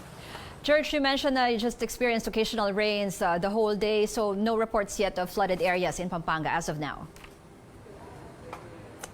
Well, so far there's none yet, but of course, as preemptive response, especially in the southern part of Pampanga, they already carried out some of their preemptive evacuation over there. And in some areas of Bulacan, well, they're hoping that high tide will not come as if the same time as those flooding or floods, water coming from the upstream will arrive in the area, especially in Hagonoy and some areas of Kalumpit. Ruth. George Cahiles reporting from Pampanga. At least 300 people have taken shelter and schools turned into evacuation centers in Mercedes town in Camarines Norte due to risk of flooding brought by Typhoon Ompong. The whole Bicol region has been placed under storm signal number 1 with winds of 30 to 60 kilometers per hour. More than 1,000 passengers and over 200 vehicles are stranded in different ports of the region. In eastern Visayas, vehicles and rolling cargoes going to Bicol are stranded at Allen Port. The Philippine Coast Guard has reported over 600 rolling cargoes stranded in different ports across the country. At least 55 vessels are moored in piers after sea travel was canceled. Nearly 4,600 passengers were stranded in various ports as of 12 noon. In Dumaguete City in Negros Oriental, more than 1,400 passengers en route to Manila from Mindanao were not able to proceed with their trip. Local officials provided them temporary shelter at the Dumaguete City High School. The shipping company took care of their food. Over in Samar, rescue personnel brought 9 passengers to safety after their motorboat capsized in waters off Catbalogan City last night. Overflowing water from the river in Valencia, Negros Oriental, rendered the Buayahan spillway impassable as of this afternoon. Continuous rains caused the Ocoy River to swell. Bureau of Fire Protection personnel are monitoring the river. 3 villages with large numbers of residents are situated near the river. The country's economic manager is bracing for the worst as Typhoon Ompong is expected to push up prices of basic commodities. State economists discussed this in a closed-door meeting with Senator Loren Legarda, who leads hearings on the 2019 budget. Cecil Ardizabal tells us what they discussed. Fresh from his Hong Kong trip, Budget Secretary Ben Diokno shares how vegetable prices there have jacked up in anticipation of the typhoon. A situation, Diokno says, that could most likely happen here at home. Merong epekto talaga yung mga major calamities sa price ng vegetables. Siyempre, perishable yan, di ba? What is even more surprising, he says, is that prices of many agricultural products have almost doubled. Nagtataka kami yung chicken, no? Yung farm gate price niya is around 80 pesos. Pero magkano retail prices sa 165 bata or something. Almost double eh. So what's causing it? Kaya probably. So ang pinaplano namin is magkakaroon ng mga talagang siguro parang direct selling ng for chicken from farm gate diretso na saan. So para makat mo yung middleman. Diokno, Finance Secretary Sonny Dominguez, and Socio-Economic Planning Secretary Ernesto Pernia discussed inflation and current macroeconomics with Senator Loren Legarda and how these will play in next year's national budget. Legarda, who heads the Senate Finance Committee, sees adjustments in the National Expenditure Program, or NEP.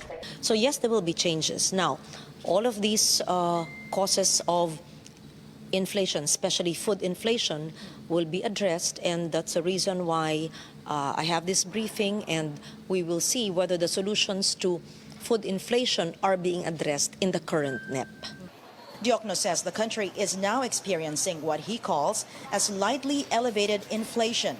He's confident these levels will taper off by the fourth quarter by 2 to 4%. For one, the country is expecting 4.6 million sacks of imported rice and 1 million more coming in at the end of the month. Dominguez says there's no reason to panic and assures the country is not in a major crisis.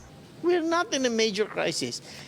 It may be a serious problem for some people, but for the nation in general, it's not a major crisis. And besides, we have a lot of tools that are available to us.